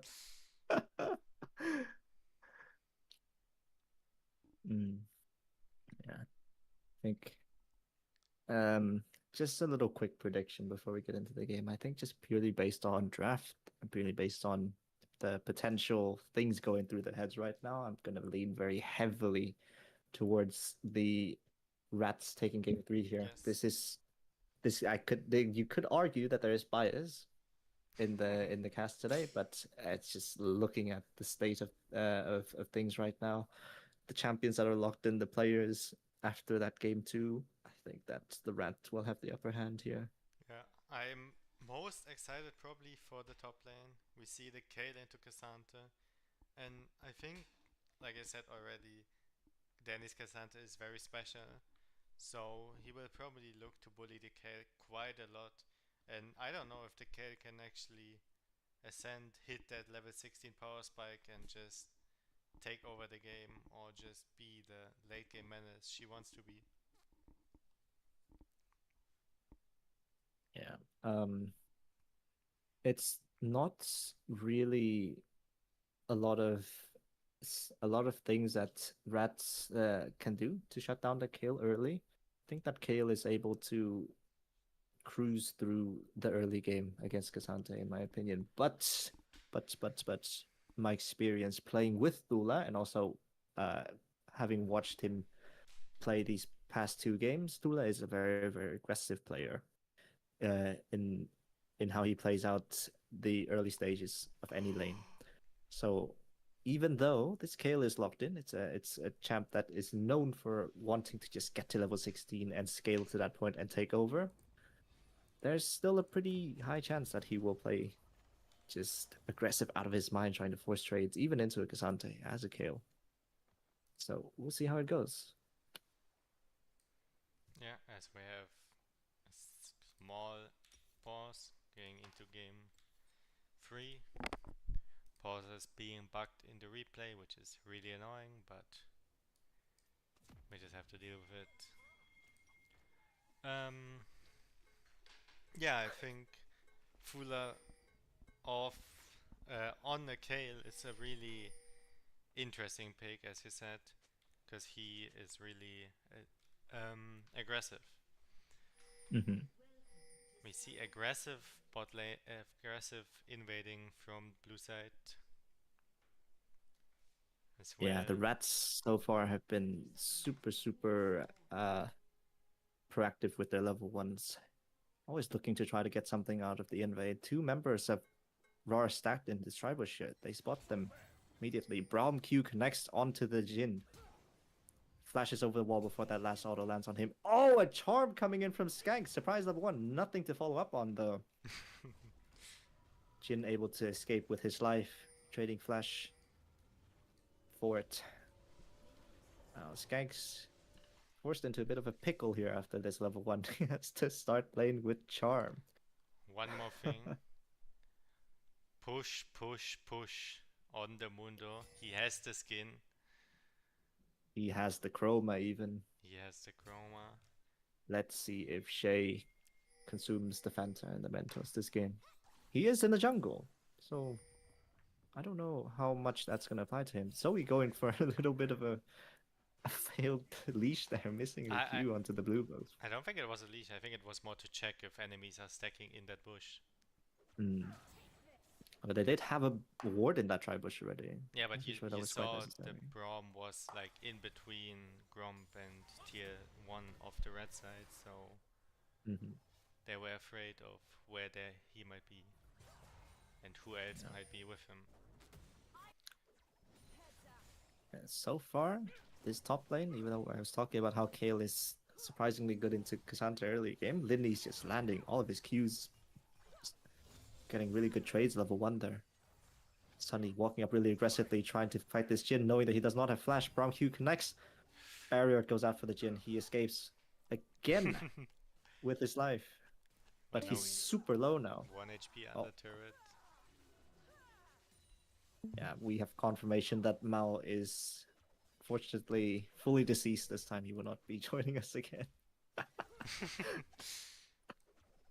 Yeah, good pressure on the bot lane here after Jin losing all of his summoner spells after a rough level 1 and level 2. He's forced to just stay on the tower here. Not much he can do in a lane against Braum as well with an Alistar support. Nothing they can do to walk in. Oh, Lidney tries to kidnap the Kale away from the tower. Not quite enough range on that knockback to do so. So early CS lead on the solo lanes of both of Rawr here, not Rawr, of the rats here, both Ari and Cassante. Around a wave of minions up compared to their lane opponents. Ooh, but the Cassandra getting ganked. Shay looking for an early gank onto the Linny Binny. Linny dashes away onto his minions. is gonna be Oh, Shay Chunk taking a turret quite shot, heavily. and Oh, it's no now the W Gwen is left moving up. on Lily. Yeah, I And think the Shay Gwen... might be. Oh, Oh, Shay is dead here. Aggressive flash Q in from Linny picks up the first blood onto the Doctor. Tula flashes after the Cassante tries to finish him off. Does not succeed, and Secluded Potatoes picks up the second kill of the game. well 2 for nothing played in top from lane. Linium there. Yeah, Shay underestimating this Cassante's damage by quite a bit there, deciding to just stay in the bush, even throwing a Q out for Linny to, just to let Linny know he's just waiting there, just chilling. Yeah, I think Doctor. they're underestimating the, Linium's Cassanten. Yeah, by quite a bit from the way that they're playing. Also Oh, another... Shay Oh. already back on the bot lane, taking crab, going for the bot gank. Dr. Duck dashing in aggressively to block off the Mundo's walking path, and away he struts back into his jungle. Nothing happens from that gank. Ooh, But Cam got kidnapped. Another interesting thing to mention yeah, while Cassante is killing Kale in the background is that yeah, big. the Gwen yeah. actually reset after her after the golems, bought a Dark Seal, and then went back onto the map, so she now has 2 stacks on her Dark Seal, Yeah, which is Good. a really huge lead early. Good decision by Michael to do that, I think, because I think that he recognizes that his clear is just so much quicker than this Mundo. He has the time to do that and still be in time for the timers. So I think he was still in time for that top crab there before he came for the gank to finish off the Kale. But yeah, before we got into this little conversation, Lindy being able to back and get Sheen on first back, really, really good power spike for trying to play super aggressive in lane. Yep. Because Sheen on Cassante gives him a lot of damage and brings the lethal threshold on the champion up by quite a bit. Oh, good knock by Lindy with the dash up. Q3 knocks the Kale backwards with the ults. Down she goes. Pathos picks up the kill. And I can't see runes, right? You can, I think. You click the champ, you click the little arrow. Yeah. Oh yeah, you see his signature sudden impact on the Cassandra. No shield bash, but sudden impact nonetheless. Just I don't showing. think shield bash is quite needed. I think he's super confident in his ability to play this lane out, so he was expecting to just get played. That's probably the thinking behind Demolition there. I just remember him saying that he usually goes shield bash, sudden impact, and just pokes a lot with EQ auto. Oh, Skunky face checking this bush here, gets knocked up by Alistar, stunned afterwards. Shay, does he have enough damage to kill him off? No, dashes to safety, charms the cow. Down he goes to Dr. Duck. Brown picking up the kill there. Shay forced to flash out of the fight. Patlas still trying to chase him. Oh, Skunky tries to dash in, finish him off. Not quite enough damage. Doctor escapes on 1 HP. There's 2 doctors this game, actually. I just noticed. See that? Dr. Duck. Tula's still level 5 here. Yeah, he's Q3 from Cassante bullied misses. off of the CS, off of the farm. Oh, he just hits level 6 though. But I don't think he's gonna die, but Lindy has chunked him out so bad. The wave is still pushing into this Cassante. Kale is in a super bad spot right now. Not much you can do in this lane anymore.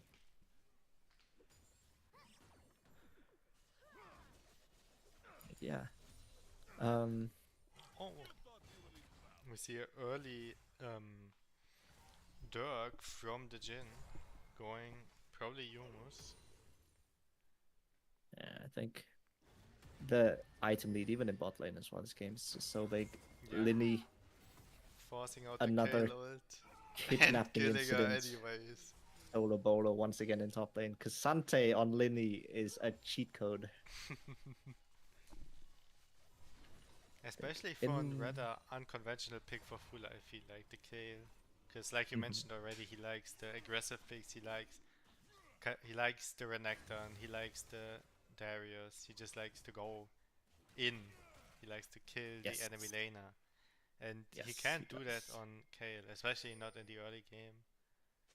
So. Especially not with tempo as well. He brought a setup that looks like it's gonna be completely for late game. Oh, we have a pause here. Looks like a toilet issue. I would put the pop-up on screen, but I can't. What pop-up?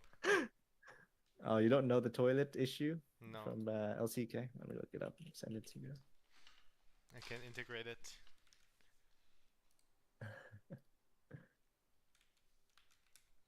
But yeah, what was I about to say? The Kale setup. Yeah, delete the tempo. Yeah, usually you would bring PTA as Kale, just so that you can actually trade back in lane against a lot of the champions that you have to lane into. Tempo, you would only bring if you're going on hit, because you build a lot of attack speed items with the on hit build, and you're playing fully for that late game scaling, only for level 16 when you get that extra range, that max attack speed from the passive up constantly. That's when tempo shines. So you cannot play like he's been playing with the setup, not at all. Yeah, no, I agree.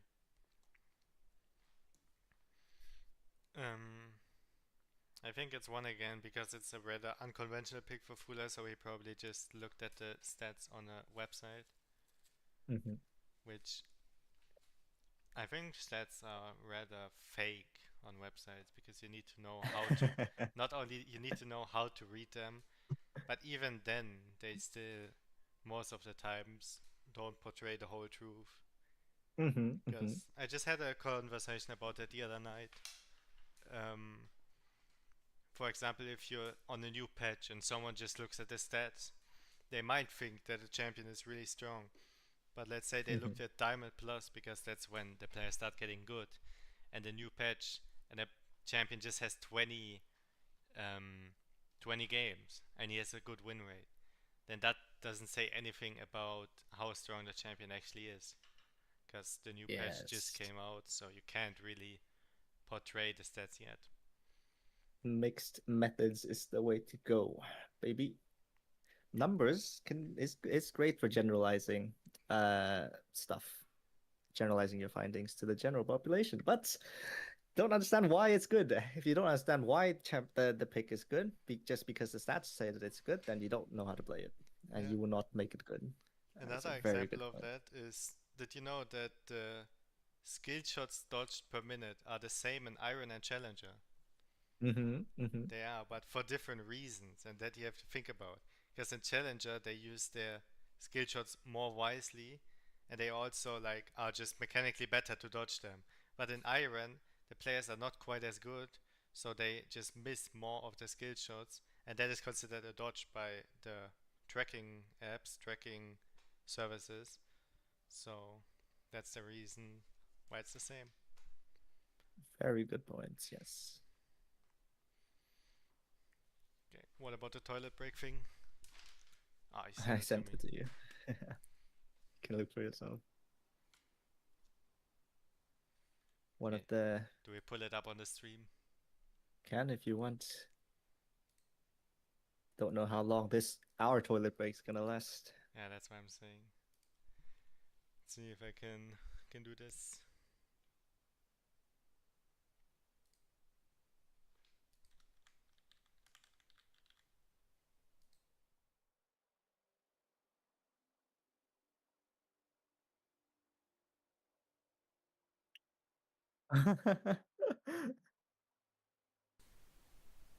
Okay, on stream mechanics.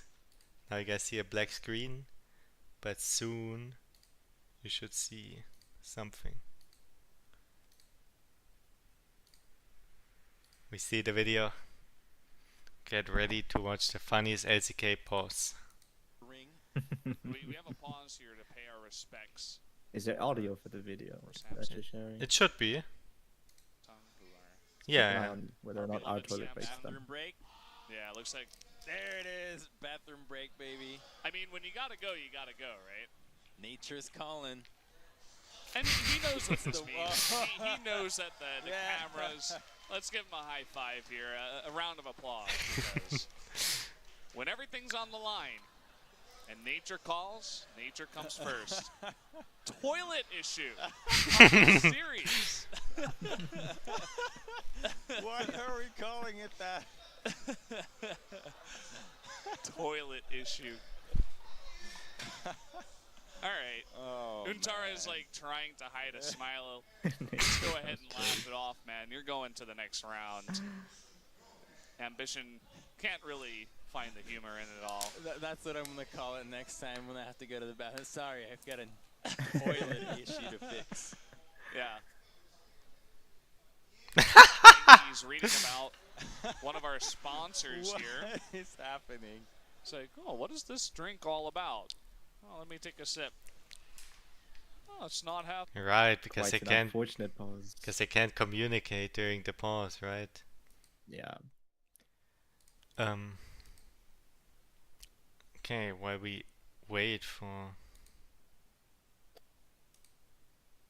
Is our pause still ongoing? so it's kind of bugged at the moment. Oh, we're back. We're actually back just in time. I put Just on the in wrong time. scene. But yeah, we made it back in time. Our toilet break is over. So we can see how the game turns out to be. Interesting pick that I just now noticed. Spellbook on the Braum. I like it. It got buffed. So Yeah. it's really nice to see. And we have a new caster. We have Snow. Everybody welcome Snow to the casting Surprise, desk. Samuel to the cast. He got. Yes. Yes. Yeah, what do you think this VC is called, dude? Sorry. Join No, us, join us, you're join us. happy to stay. Welcome to stay if you want. What's your opinion on the games? Have you been watching? Casting, are you? We He's not aware that we're casting, so I don't think he's been watching. It's trolling me. No, look at the YouTube. No!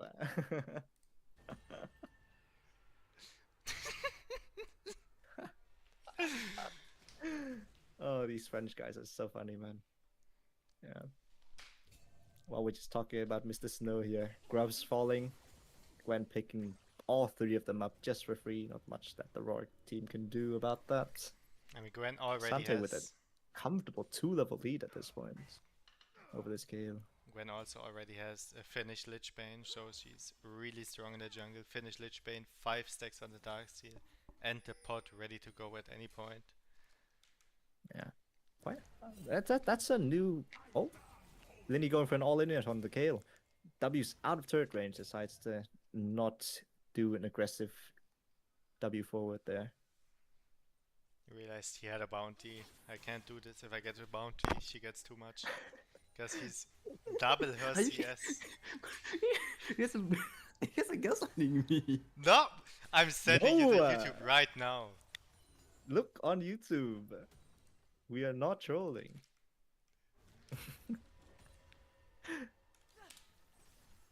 This is Like I was us about to right say. now. Interesting buy, that Lich Bane on the Gwen. That's the first time I've seen it. Oh, Yeah, so it's a but I big think- fight happening, 2v2 here in Oh, my bot bad, my bad. lane. Sorry. Oh.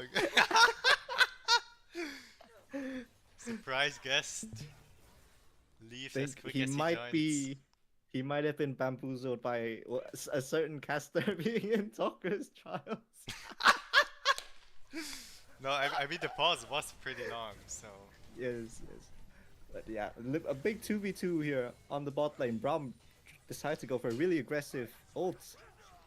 Jin bursts him down though. Not quite enough damage to finish off the Jin in time. Oh, Alistar buying a lot of 11 time up. for him. Jin is able to escape with the passive healing from the Alistar and the knock away. Nox also lives on 1 HP. Super play. Oh, but Oh! Skank ults in and cleans up. Both And- bot laners falling. Double kill for Skank. Dashes over the wall with his ult stacks and gets away to safety. While this is happening, the poor Kale is being bullied again in top lane. Another and the 2 Braum stacks on TP's Darksteel. back with the spellbook. Is this gonna be Shay falling as well? Oh, Zoe is there to bail him out. His ult's healing him by quite a bit. Sunny Spell shields nothing. He dodges the Zoe Q anyway. Skank moving back down to Oh. finish the fight off. Picks up another kill. Well played.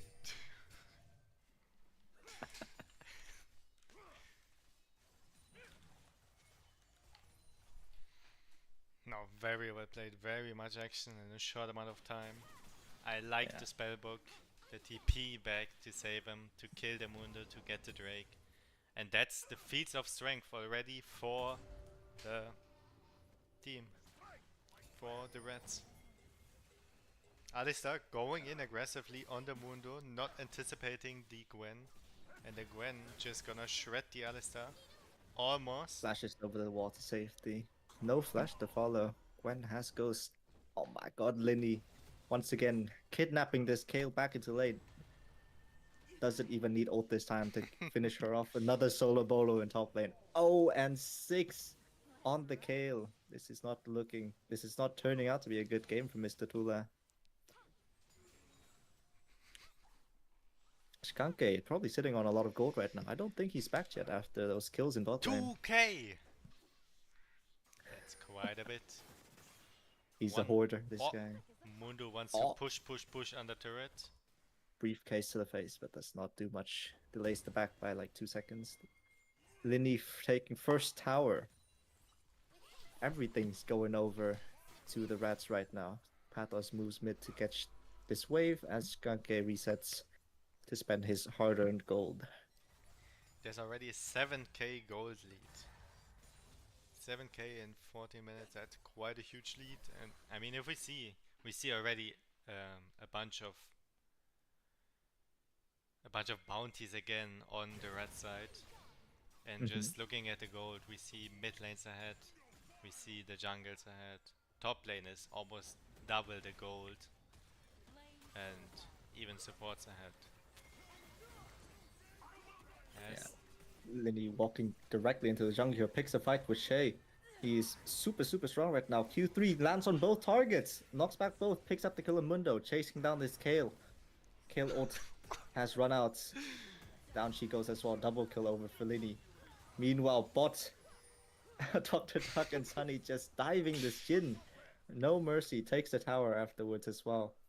That is a 3-for-0 trade across the map for the Rats. Casante Gaming, I suppose, comment coming into all chat by Mr. Shay. Yeah, it might That's be right, the fact that the Cassandra. Cassandra is really fed.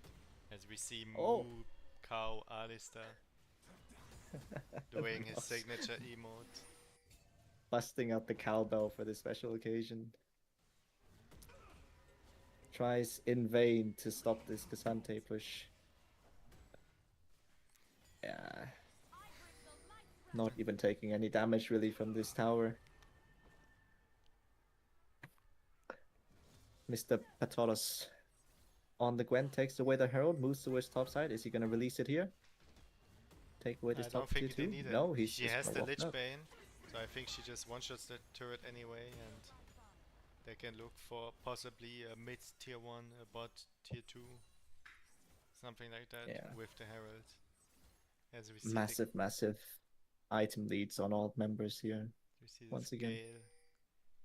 scale, getting the scraps of what was left by the turret. Still down 50% CS, 70 CS down to the Cassandra. Could we see a little flame horizon happen in this game? That would be very interesting, very nice to see, but I think now that the lane is over, now that they took both turrets, the Kayle can just free farm or farm way more than the Cassandra that has way more map control now, so it's probably gonna not look like a flame horizon. As he looks to engage onto the Jhin, and the Mundo popping the ult. Yeah. Rats are gonna take down this outer turret here on the mid lane. Continues to push forward. Mundo no ult anymore.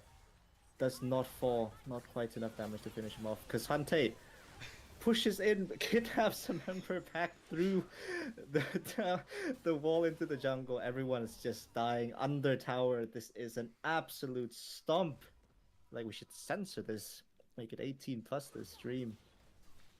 Very Some nice. very, very, very bad things happening in this game. Very 18 nice to 1 flank. kills. Very nice flank from the Ari coming in from the side and like catching off the off guard members of Rawr. Yeah. Ari being super annoying with that ult, just dashing over the wall, finding the angles to get that flank there. Oh, misses the charm onto Thula. Not able to just one-shot her there. Oh my god. The Kraken, the Koenig recurrent shield. Being able to let Mr. Lindy just back for free there, even though he got a briefcase to the face. Didn't matter in the end. All of the objectives possible going over to Rats. Nothing that Rawr can do to contest them. Michael has a pretty free game of clicking little funny monsters in his jungle this game. Not much And else. also he getting the needs to money do. sound. It's very important for jungle players. Mhm, Dopamine inducing money sound. mhm. Deathcap picked up as the second item for this Gwen. I think it's very likely that we're gonna see this game close out in probably the same amount of time, if not even less than last game. Yeah. Rats putting in a dominating performance. Oh, Skanke being chased down by the doctor. Push, push, push. His game also almost was a perfect game. I mean, it's not over yet, but oh, engage from the Alistar. Zoe bubble lands. Braum ult comes out, forces the Kale to back off. Does not let her walk up to get a few autos in there. Braum escapes with his life. Pathos and Linny beating away at this bottom tower here. Jin forced to flash away from the Gwen damage. Is able to escape. Kazante W goes in, knocks the Kale. Down she goes. Oh my god, this Jin falls as well. This is just complete disaster for Rawr. Pathos still under 2 towers, 2 Nexus towers. Shutdowns going over to Rawr now as Rats decide to have some fun and go for a dive in between 2 Nexus towers. 2 for 3, big shutdowns being given away. I don't know how much it's gonna matter here, but Kazante still alive. Has not died once yet. A 400 shutdown on the Mundo. Yeah. A See, 451 on the Alistar. Even with see a that many ping from the shutdowns. Braum here. Smite is ready. Linny TP's behind Shay here. Catches him off as he just as Shay decides to 1v1 this Adakan. Had to try something, he says. That just goes to It's a show last that ditch Ra attempt. is desperate for a miracle to happen. Yeah. A miracle Something that that- all 5 enemy members DC at the same time. No one can pause and they get all the shutdowns. Skank dashing over the wall, very aggressive. Missing the Trying to charm. catch his Jin off guard. Hits the Q with the ult recast. Finishes him off with the W and ult. Jin goes So- down. 30 seconds off the map. The red side surrender vote failed 1 to 2. So we can see the mental state of the team. There might be lots of implosions happening on the Rawr members' heads here this game. Linny driving Shelby onto the mid in him. Gonna see another driving attempt. Oh, smited away down. The Shelby, car Michael gets popped up. stolen. Oh my god. Kill ult goes down onto Shay, keeps him alive for a second longer. Kazante ult knocks him back, picks up the kill. Down goes the cow as well, to the Sivir. Linny, super strong at this point, just making space. Oh, charm! A flash charm by Skanke picks off the Jin as they end the game. That is game 3, 2-1 to the Rats. Yeah. 2 points over to them, brings them once again to the 4-way tie for second in upper brackets. I What think a stomp in these last 2 games by the Rats. No, I think Mouse prediction was 2-1 for Rawr, right? I believe so, yeah. Mouse prediction didn't come quite true. 2-0 for the Rats, I guess, yeah. No, he said 2-1. Is that what he said? He said 2-1. Did he? Yeah. Well, it is 2-1 then. No, His no, but he, prediction's right. I think he was talking a 2-1 for Rawr. Oh, really? Yeah, He said Rats. maybe. I don't But know. yeah. But no, very, very well played. It also almost looks like one of our games where we haven't played in a week, so the first game is kind of the flex game teams play before the Fearless. That's always our first game, and then the 2 games afterwards, they've seen how they play together. They understood what they needed to do. They understood the enemies, and they just capitalized off of their mistakes and just took over. They took home the victory. Very Yeah. well played. Very, very well played. Pulled themselves together after that game, that first game. Were able to just do their thing. Yeah, no, I think that first game also went to show that even if you're not hard winning, you still can win, like not lose quite as hard, because it was a 43-minute game after all, so it's still everything was basically open. Yeah. Yeah, if we can get the brackets, like points scoreboard up for a second, Oh, I don't know. can do a little recap. But okay, that's fine. Let's Then see. it's We can go through all the currently Jamaica Super Duper server still on top in first place. Gap has closed very slightly, down to 3 points as they sit on 12, with a 4-way tie between Slugger's Disciples, Backpiss Lovers, Gang Sinatra, and our little lovely Ratties today on 9 points each. Leaving Mexico Pokédex at 6 points, Rawr at 4 points, and Alta know what I F4 can do. last on 2 points. What can you do? I just pull it up on the browser, Yeah. as we can see here. As we can see there. Points will be updated very shortly for this tournament. But 4-way tie still for second place. Very exciting. I think that might be. It's gonna make things a lot harder for Rawr to make playoffs. I think that they would require one of the second place teams right now to just outright lose 2-0 the next 2 series, and they win 2-0 the next 2 series. Yeah. It'll take a miracle for them to make it. I mean, we can look at their next matchups. We have against Slugger Disciples, who actually were able to, I think as only team, beat Jamaican Super Server. So I'm excited to see how that goes. And then last week they faced the bottom contender, Alta F4. Yeah. Some points up for grabs here, but their next week matchup is definitely going to be very, very difficult for them to work through, especially after the Disciples' just insane performance yesterday, frankly. Yeah. Really, really well put together performance. But yeah, that's the end of today's series. Any closing words, Mr. Burt? No, well played.